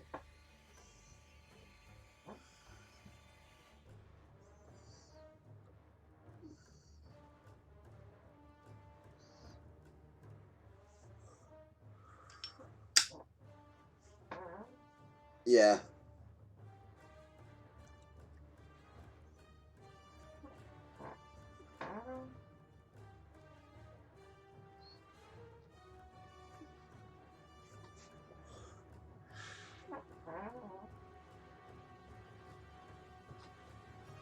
Yeah.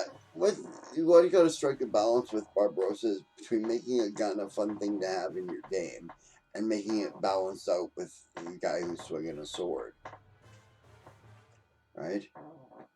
If it's going to do more damage than a sword, it should fire less. Right? If it's going to do about as much damage as a sword, it should still fire less because it's a ranged weapon. Right?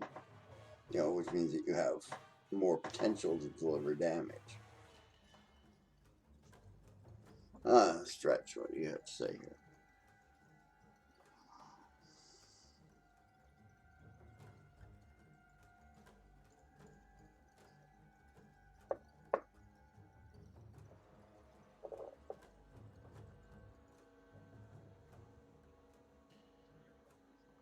Yeah, both Siobhan and DM Stretch are right. Have them describe their combat to you. Right? It makes it a little bit more entertaining. Instead of just, I roll to hit, say, I swing for his head with my sword. You know?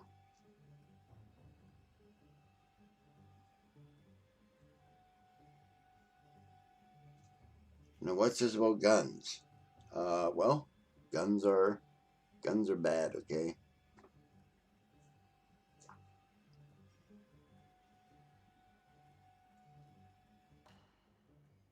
Yeah, I give small bonuses to my players too if they describe what they're doing in combat.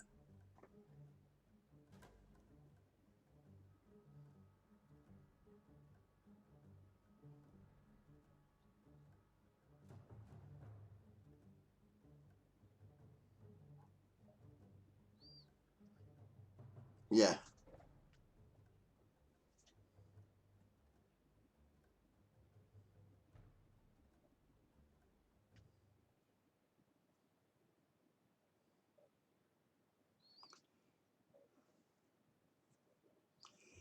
yeah, or I've seen where things that seem to take needlessly no actions to do.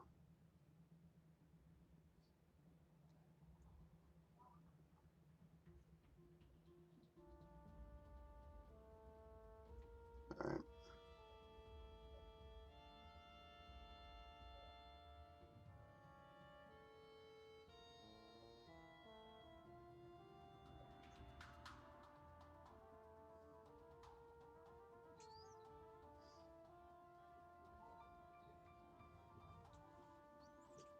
Yeah.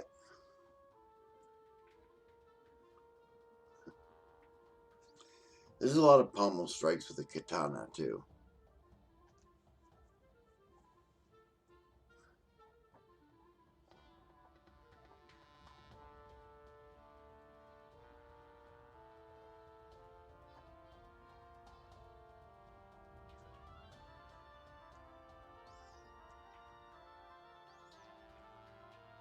Yeah, and Hazel's got a point. Maybe tell her how that works a bit there, either in the chat or later on in Hazel. All right, Enizel, how do you pronounce that? All right, yeah, explain how that works so that she can make her combats more interesting.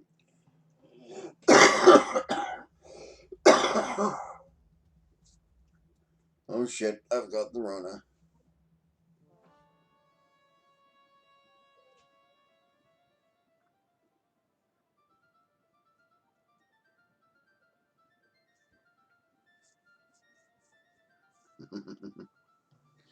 I don't think you can catch it over the internet though, so it's okay.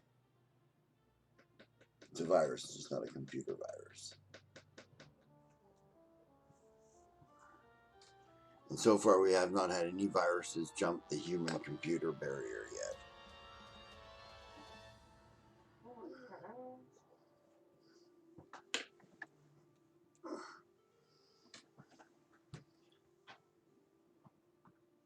I prefer souls when I'm drinking Mexican beer. Which I happen to like Mexican beer, so.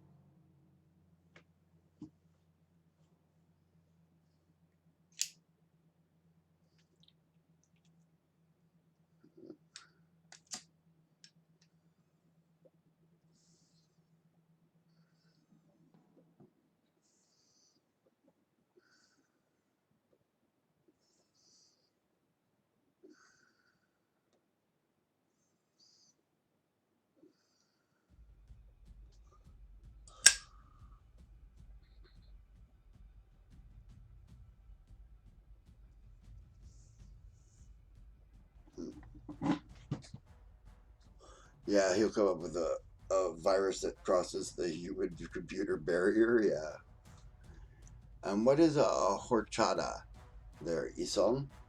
I realize it's probably not alcoholic and it's probably not caffeinated, but what is it?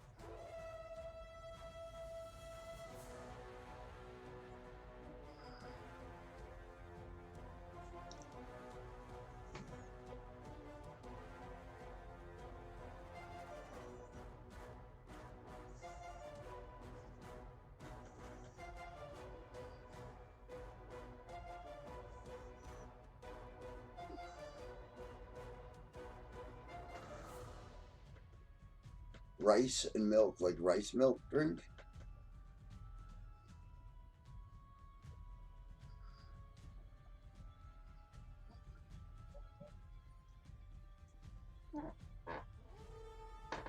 Cool. If I'm ever around, I think you're in Chicago, I will get you to make me one.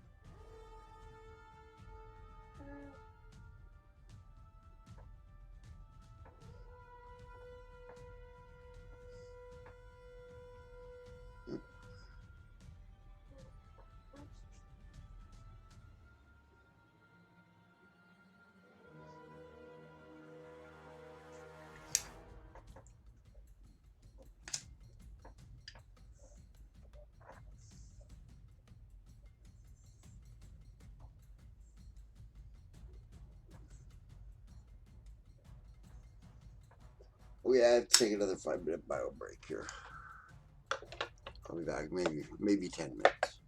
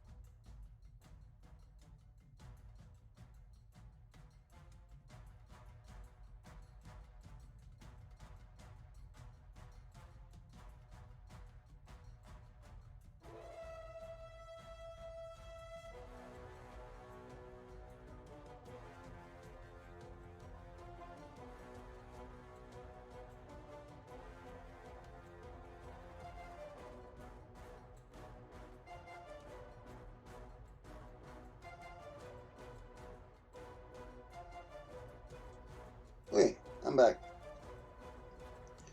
I just had to point that out to you guys. I'm on Sable's thing, so it says Sable is there. But we have a Discord, and we have a gaming channel dedicated to all things game related. Everybody's welcome on our Discord. You don't have to be a follower. You don't have to be a subscriber or anything like that. The Discord is there for everybody who wants to support us in any way. And so,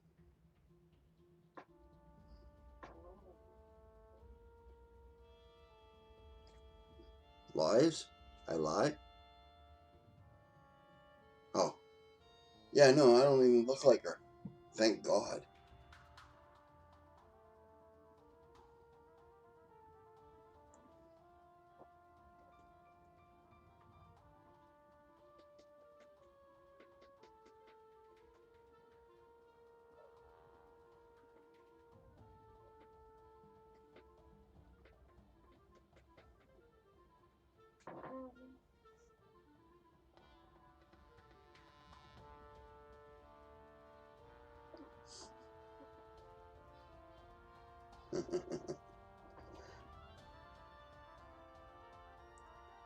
Somehow, Isong, I can't imagine you flipping a table. I just don't see it, girl.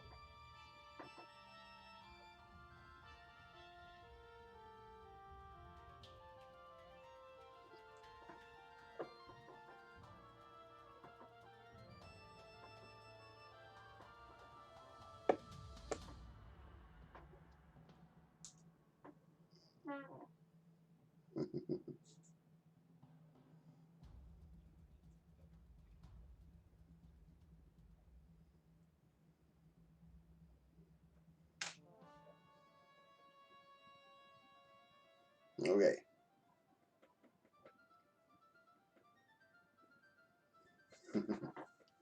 I don't care if you want to chat here. And thank you, Barbarossa. I'm more like number 666, but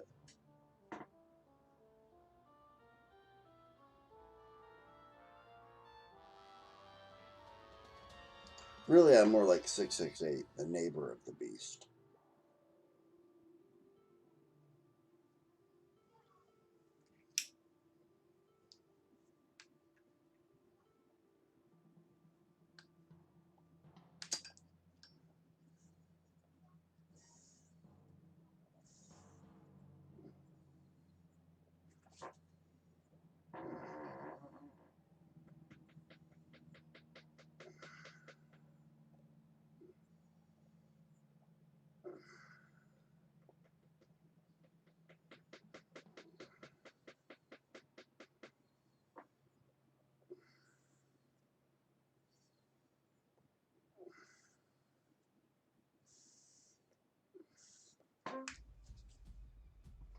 Pipe.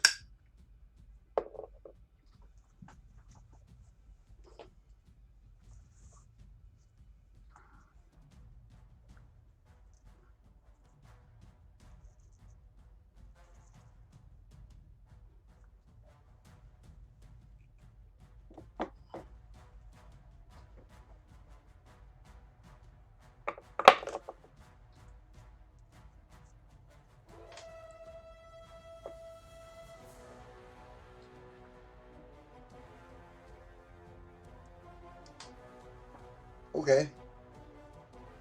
If you stream that there, Esong, I'll come and I'll help you out.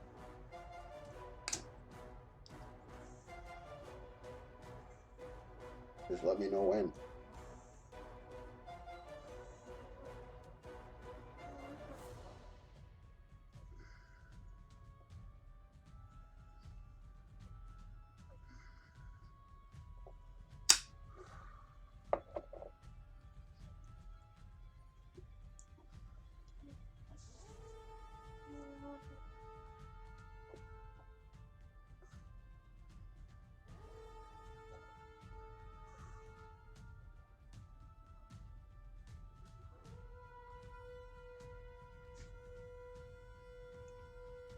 Okay, here's a question for you guys in chat. What's your mapping software of choice?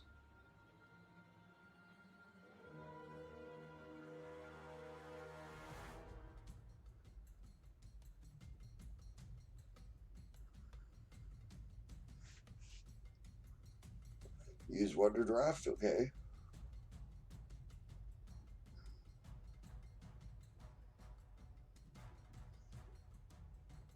Well, I can show you some stuff on that one, Siobhan, but I'm not that good with it yet.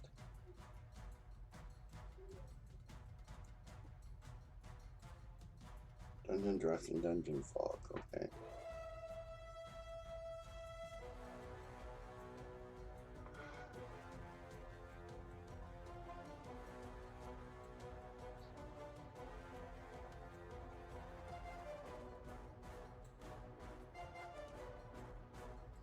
Project Dios, I'm hearing might be as much as a year away, though.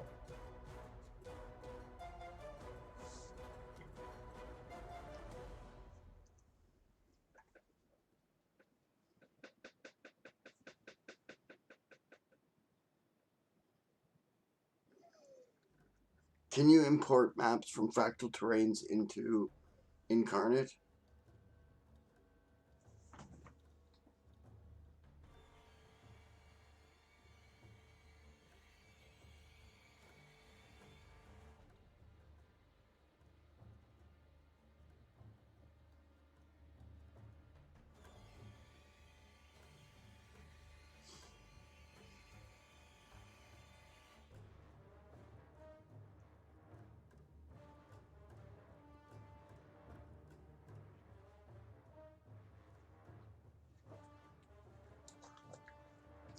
Put my headphones back on.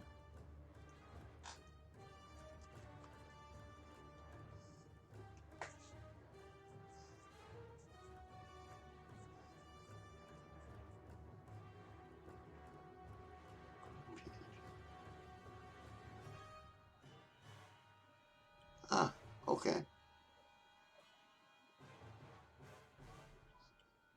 Alright. Now let me remember, Incarnate is the online one, right? The one you pay a monthly fee for? Well, a yearly fee for? Yeah. Yeah, I think that's the one that I preferred to Wonder Draft. Because it was a one-time purchase one. Yeah, it's not very much. That's like $2 a month.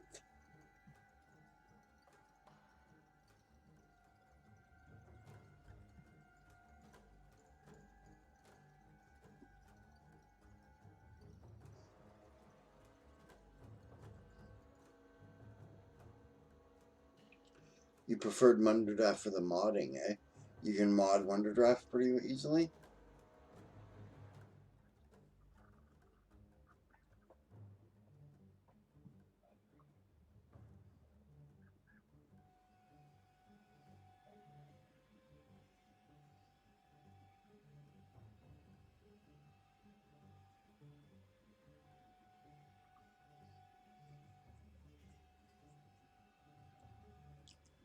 Actually, Bob, the $25 a year is for a commercial license. Yeah, so from anywhere into Wonder Draft. Really? Okay. That's pretty useful. Yeah, I don't think you can import external assets into Incarnate, can you?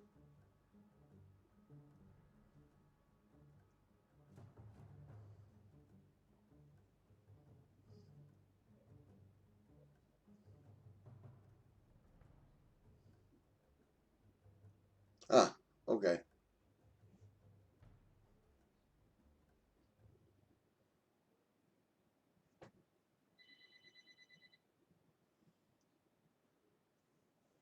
Well, how difficult is that there, DM Stretch, to do?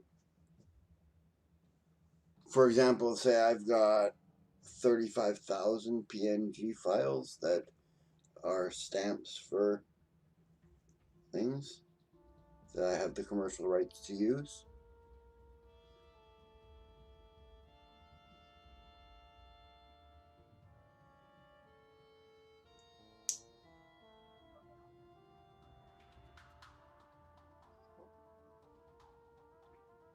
Yeah, I have the rights to all these there, Bob.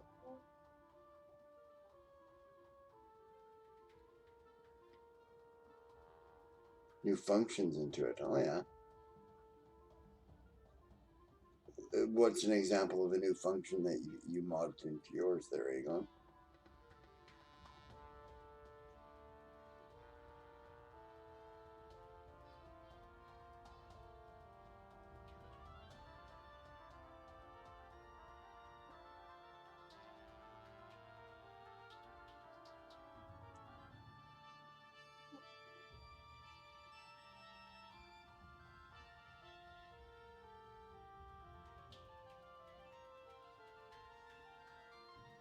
Yeah.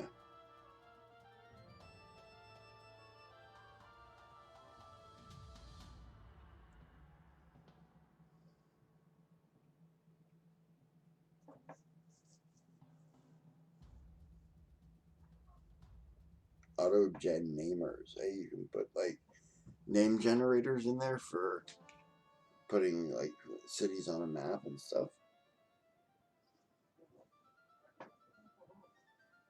Oh, that's neat as hell. That's something that I don't think any other one does. Well, World Spinner, but you don't have much control over your map in World Spinner.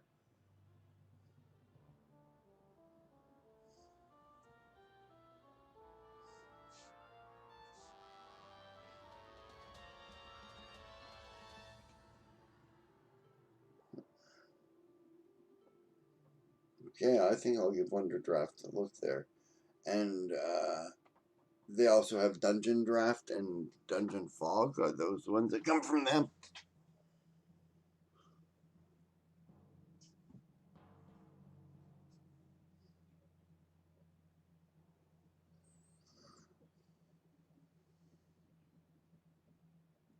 Right.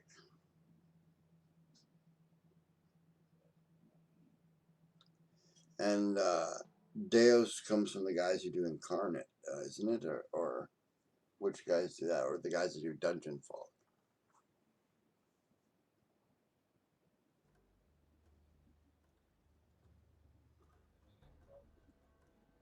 Right.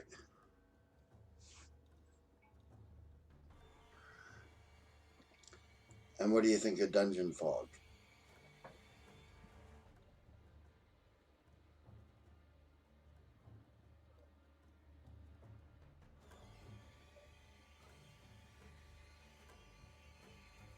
Yeah, okay.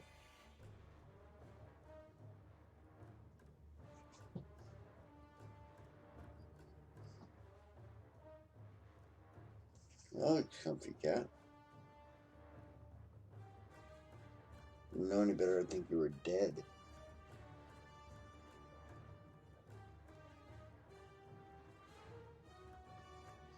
She's laying there with all 4 feet straight up in the air.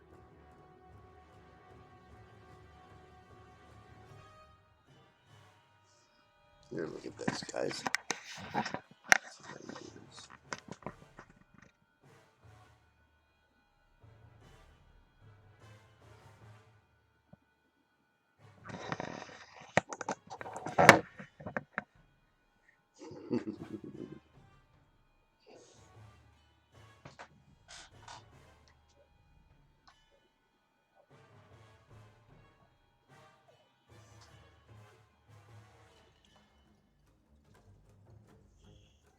Yeah, no thing that really. What's that? Yeah, well, good city map designing tool is City Designer 3 by Pro Fantasy, but the learning curve on that one is incredibly high.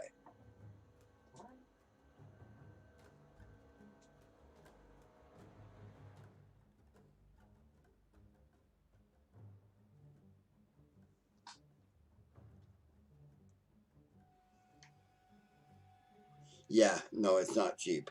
I have the whole suite, like everything. Well, that ain't true. I don't have everything. I don't have the World War II interactive atlas.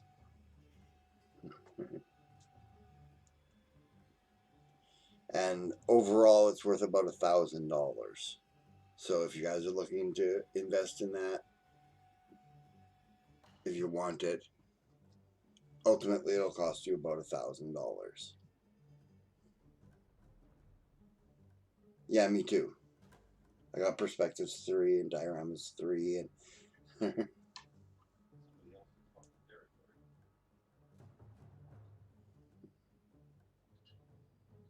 yeah. Yeah. But you're right, the basic assets for City Designer do suck. But getting asset packs for it is easy and you can use them commercially, they don't care.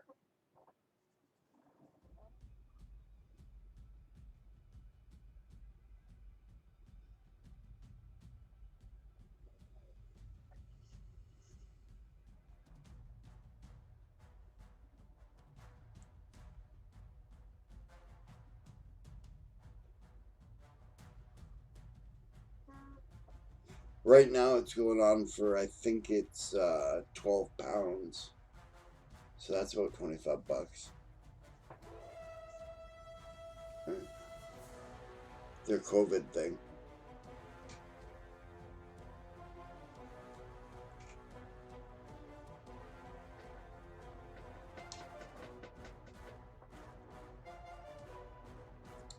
Yeah. Did you ever get it fully installed there, Siobhan? The last time I talked to you, you only had the basic assets installed.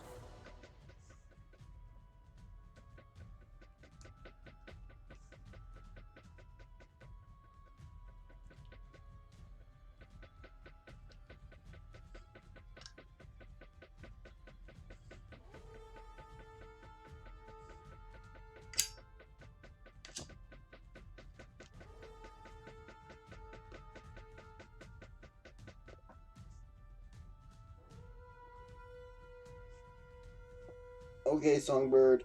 Have a good time, hon.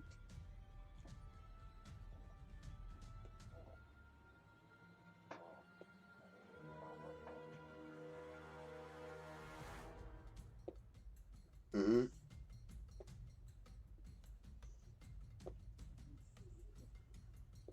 Yeah, that's the only reason why I can do it too, is because I did some CAD. But like CAD, it is not intuitive.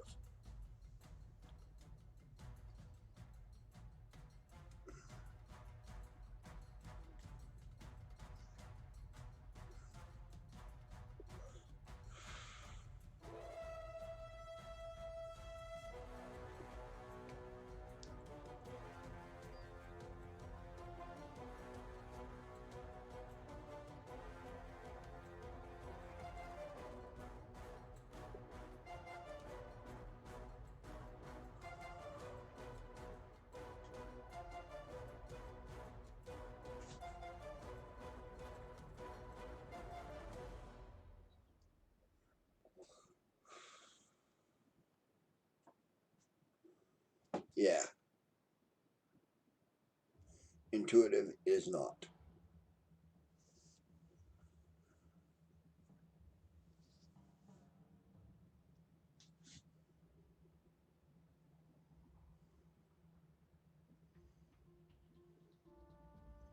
Well, welcome back, AJ.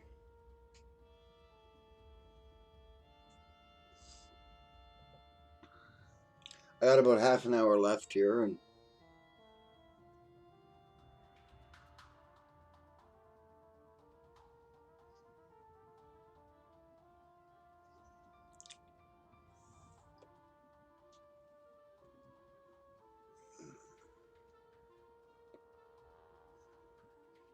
what you missed was um, me showing off my kitty.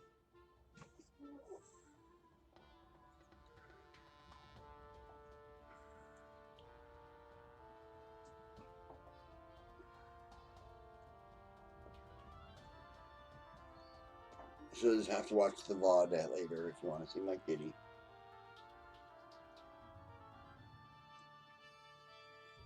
She's a typical cat. She spends most of her day sleeping. And then most of her night terrorizing the house. At least she terrorizes the mice.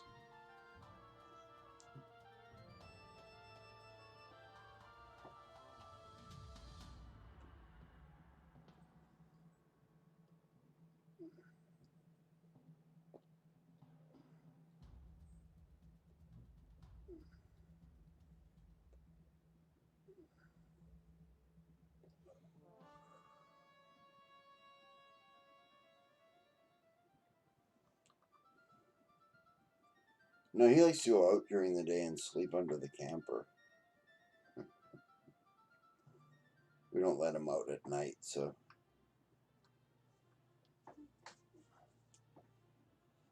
he'll yowl for about 3 hours, then go to lay down. Yeah, I use GIMP.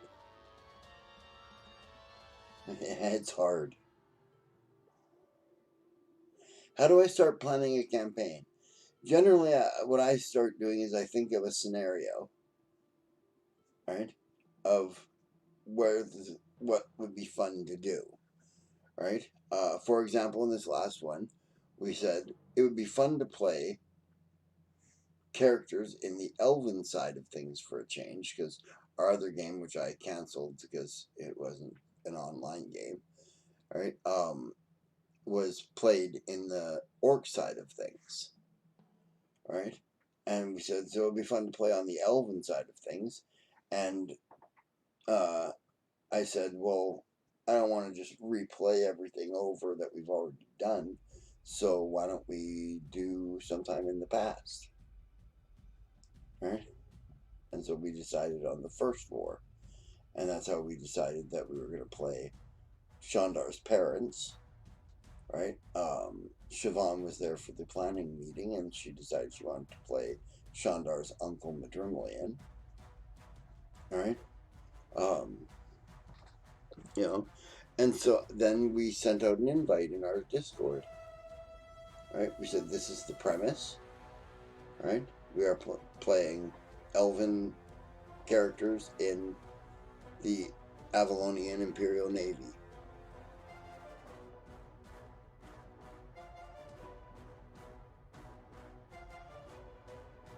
What does BBEG stand for? I don't know.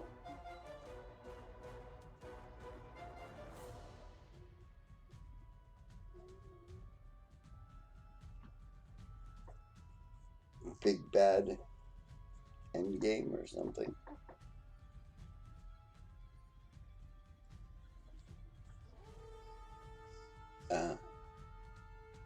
Right?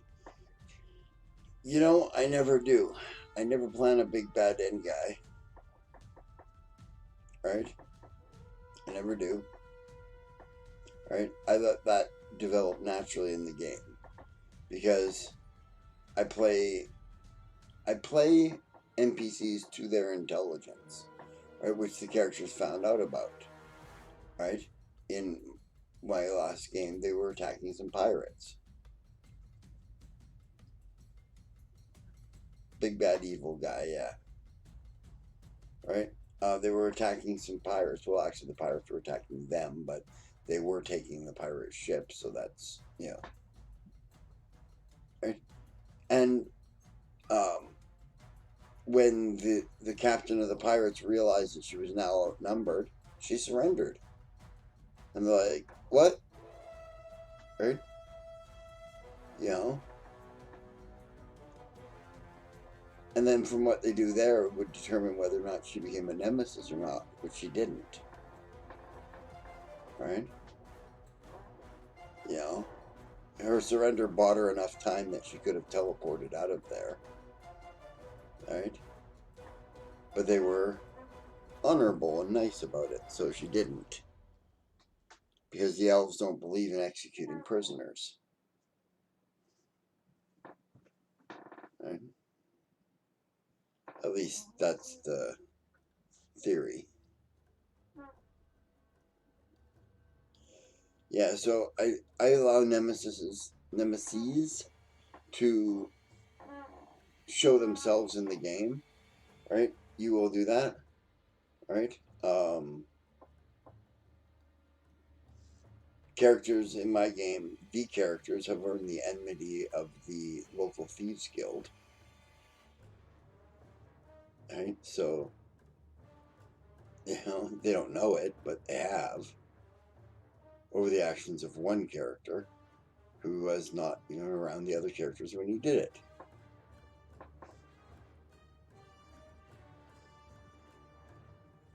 All right, but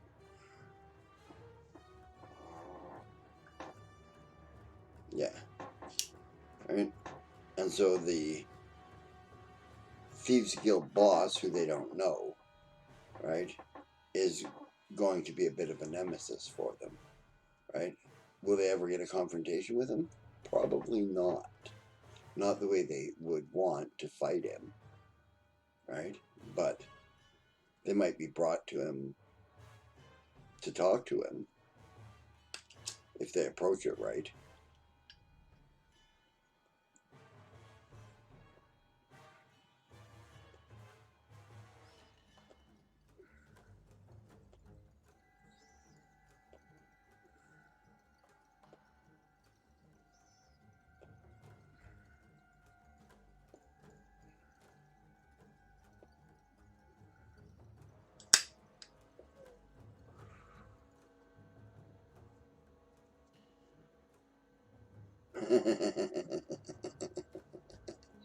I'm only saying it because you're the intelligence operative, so you probably have a little more insight than they do.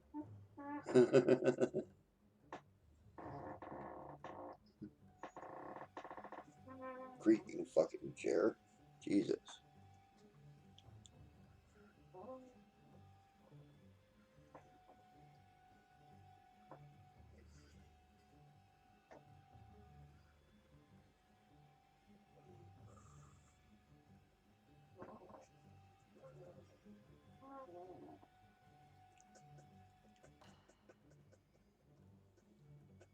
No, you haven't learned of it yet, but you will.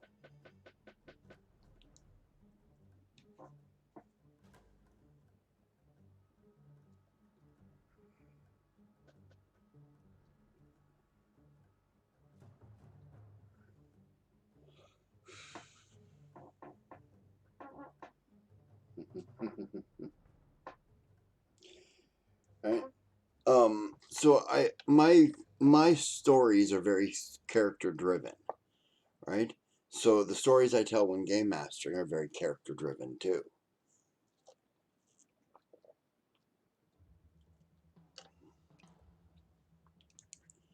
You don't know what you are planning because it feels like your world is changing so much as you work on it. I had the idea of campaign where the characters enter the new world during a time of great tension between the nations. Okay. Why is that a problem now?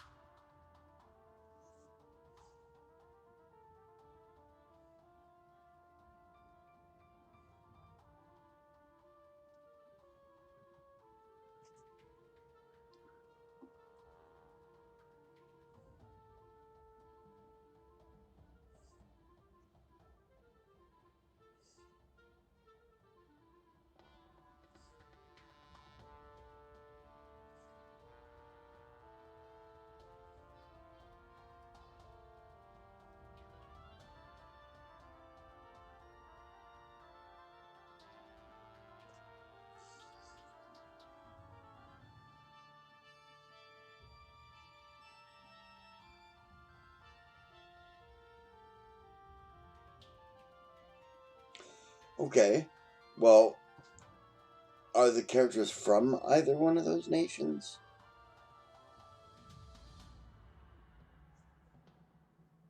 Mostly you don't metagame, no, that's true. Everybody does it a little bit. Can't help it.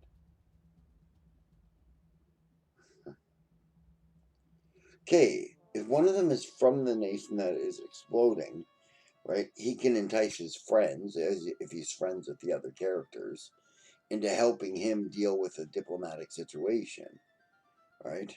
Um, you know, he obviously doesn't want to see his nation go to war with this other one, does he?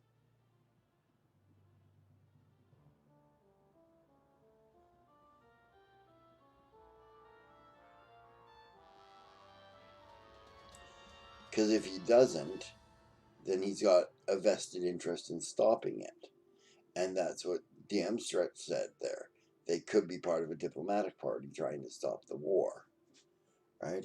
That's going to be very difficult in a hostile environment, right? Especially if there's any way to tell them apart, right? I mean, like, you know, some of the last places on Earth you wanted to be during the 1800s was Haiti, if you were white, right? You know, right? So I'm sure that diplomatic envoys to Haiti had serious difficulties.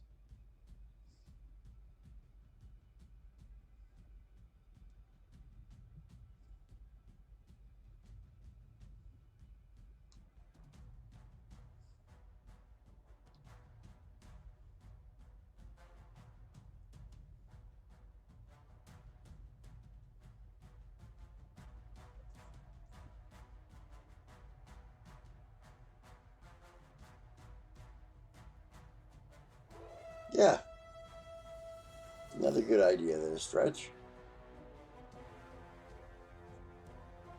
Listen to Stretch. He knows what the hell he's talking about. He started many a campaign. Yeah, that's true. As Bob says too, if he does support the war, he could persuade the others to start acting as a guerrilla group to provoke the other side into attacking, so that a war breaks out. Yeah, or spies or privateers. Yeah, hell, out no pirates. They could do it without a letter of marque. They just only prey on those ships, right? Which would mean that for a while they'd get away with it because no reports would be coming back from the seas towards their nation that says any ships got attacked by pirates.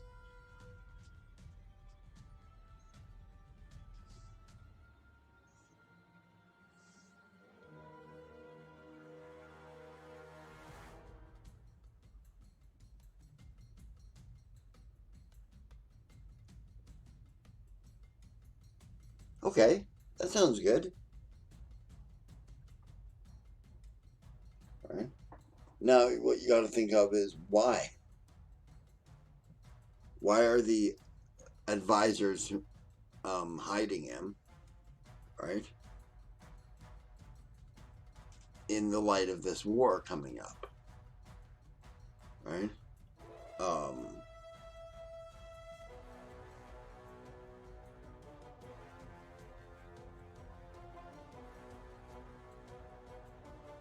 yeah.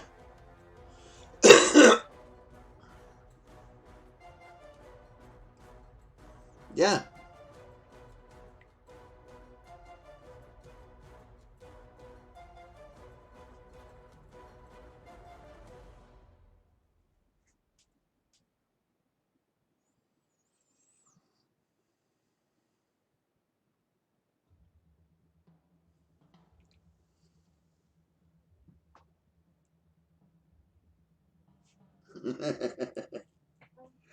Yeah.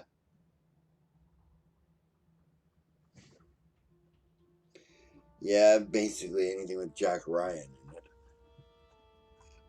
Speaking of, has anybody seen the new Jack Ryan series on Twitch or Amazon Prime?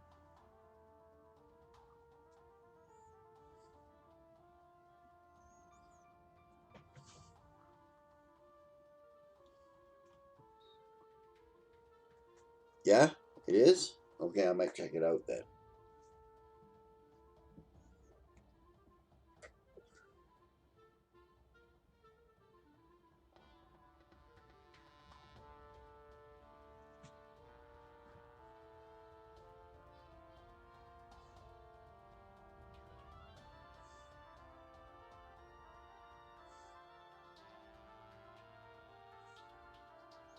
Sweet.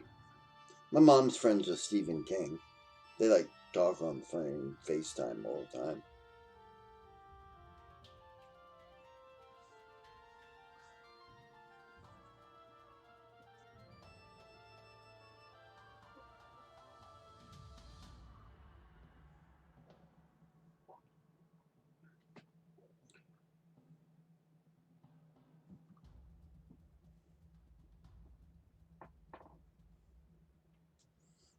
Yeah. My wife is pretty big on King too. So I've talked to him a couple of times when he's phoned looking for my mom when I was living at home.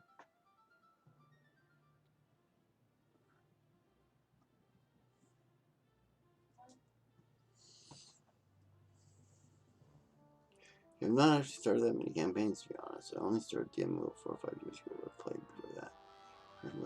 Yeah.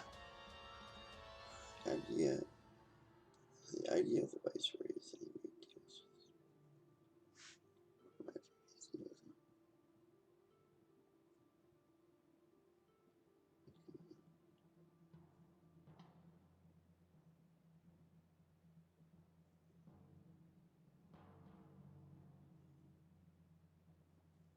Okay, there's your quest.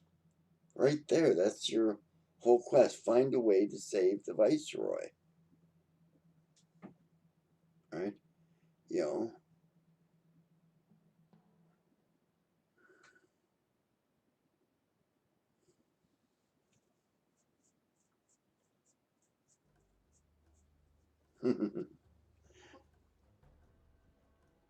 Yeah, my mom's sitting on something really important too. She's got the original manuscript, like the paper typewriter manuscript of the stand.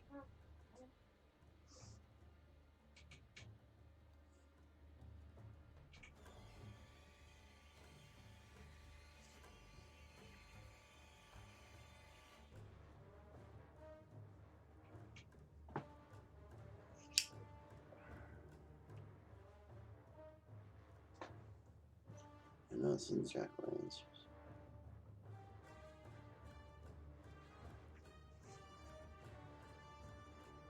Yeah, exactly. As Bob says, you only need to stay one adventure ahead of them, right?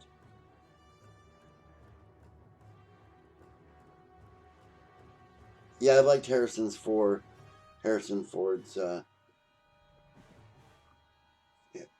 Jack Ryan too. Yeah.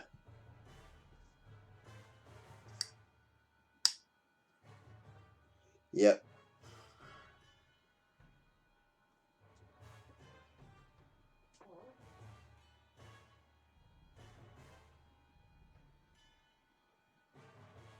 Young Ryan, eh? Okay.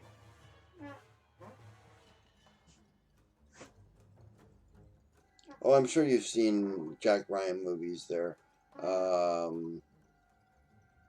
Is it Patriot Games? Is that the one?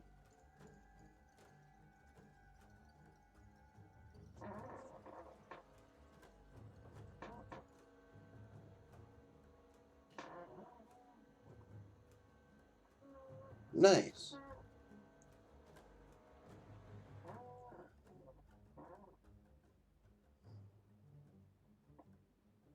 Yeah.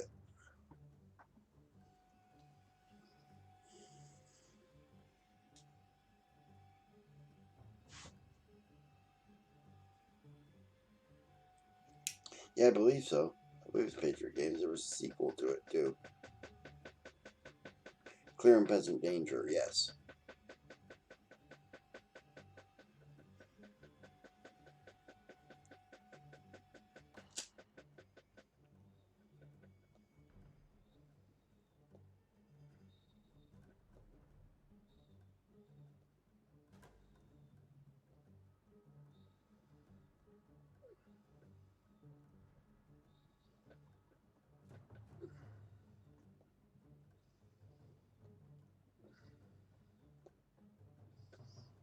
Yeah, and was the one about fear. The Sum of All Fear. So yeah, The Hunt for Red October.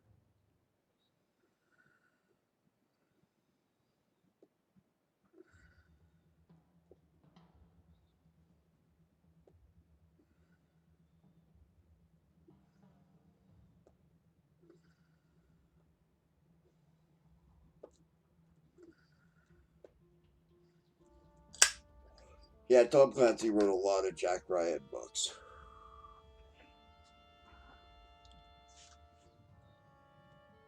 Hmm.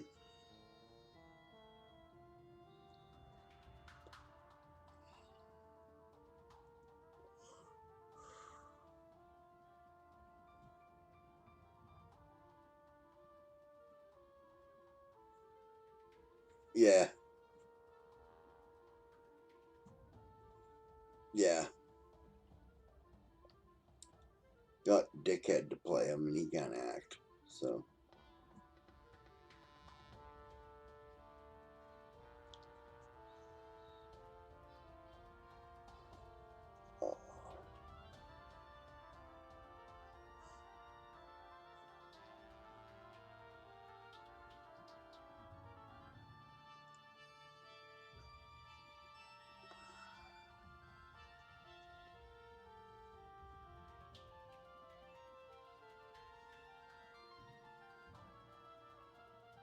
Yeah, exactly. As Bob says there, uh, Barbarossa, talk to your players, find out what they want to do. Let them know the situation. Tell them you got the situation of a war brewing, right? You got the situation of a missing viceroy. You know, you got the situation of pirates, whatever, right? You know, and see what they want to play in, right?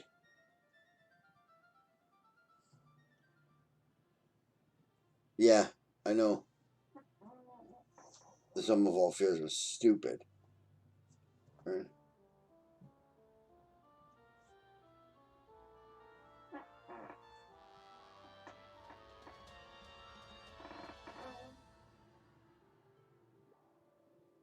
Yep. And like I said, they got, oh God, I can't remember his name, the actor that played Jack in that one. And he can't act. Right? I guess why I can't remember his name, because he means nothing to me. He can't act. Ben Affleck, thank you. Thank you.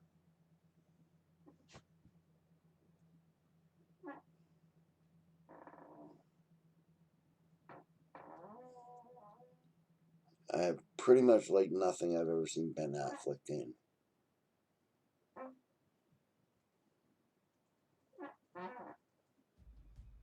Yep.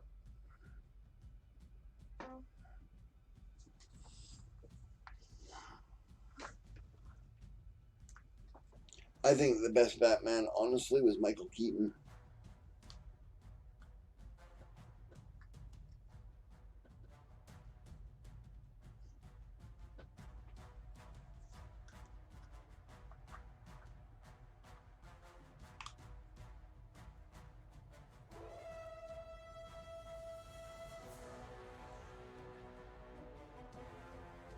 Oh, Dark Knight was. Oh shit, can't remember. Christian Bale, that's right. Thank you. Yeah, Christian Bale's Batman wasn't bad.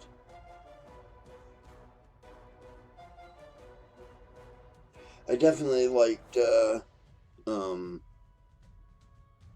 Liam Neeson as Ra's al Ghul.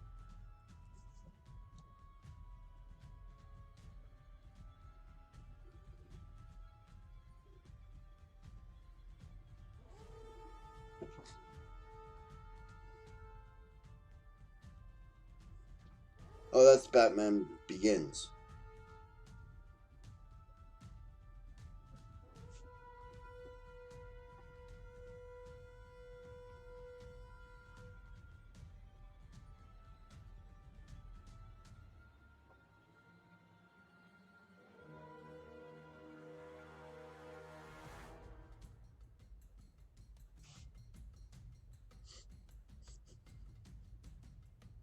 Yeah.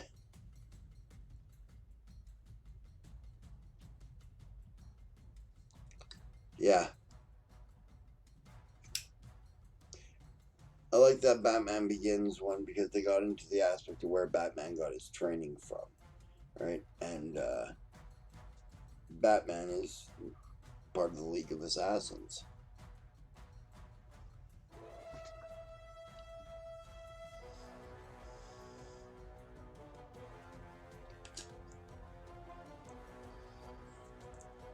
Yeah.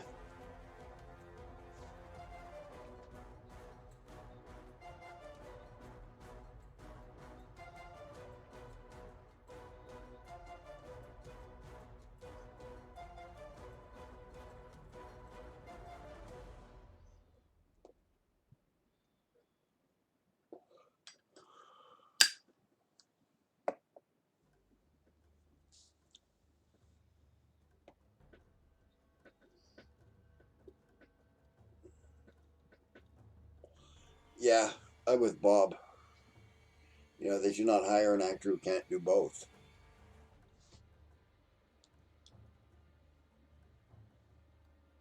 Yeah, Liam Neeson is a fucking great actor. Right? There's probably nothing he can't do. Uh, yeah, I think I do too. The new one is not good.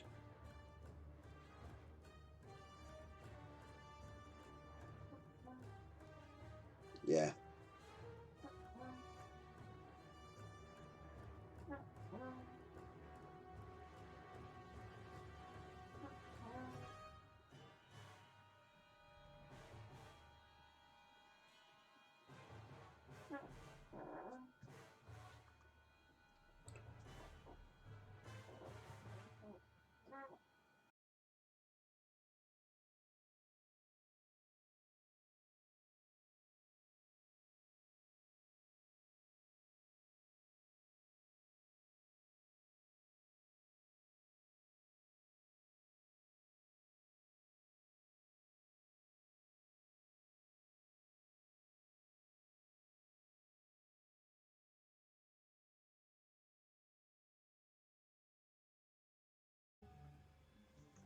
Okay, I'm back.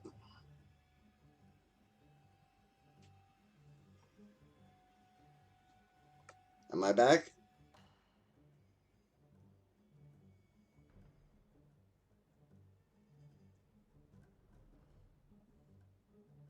What about my back?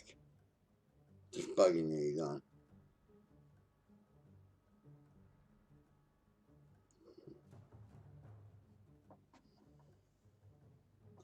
The your you want is the you with the apostrophe R-E. It's a pet peeve of mine. You're welcome. Make me mental.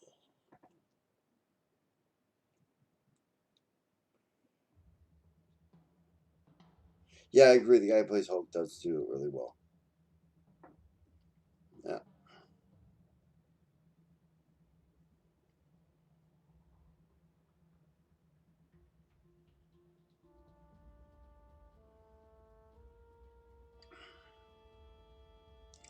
I loved his gray Hulk too, but I wish they'd made him gray, that's all.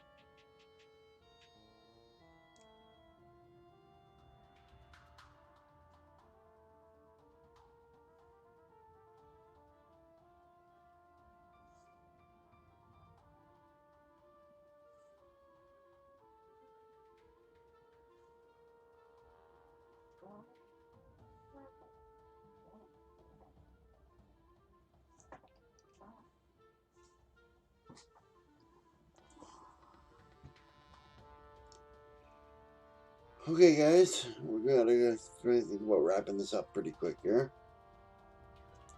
Thanks, I've had a good time. It's been a lot of fun. Who's on right now? Mark Ruffalo, yeah, that's right. Who's on right now, or is anybody on?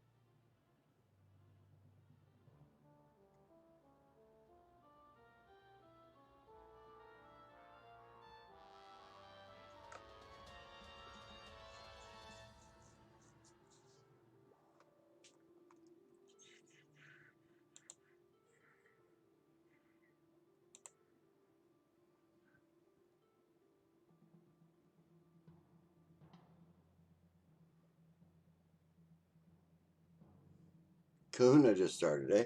Okay, we'll raid Kahuna. Well, thanks all for being here for the Fantastic Six who stayed. And we'll be seeing you later, and we're going to raid Kahuna.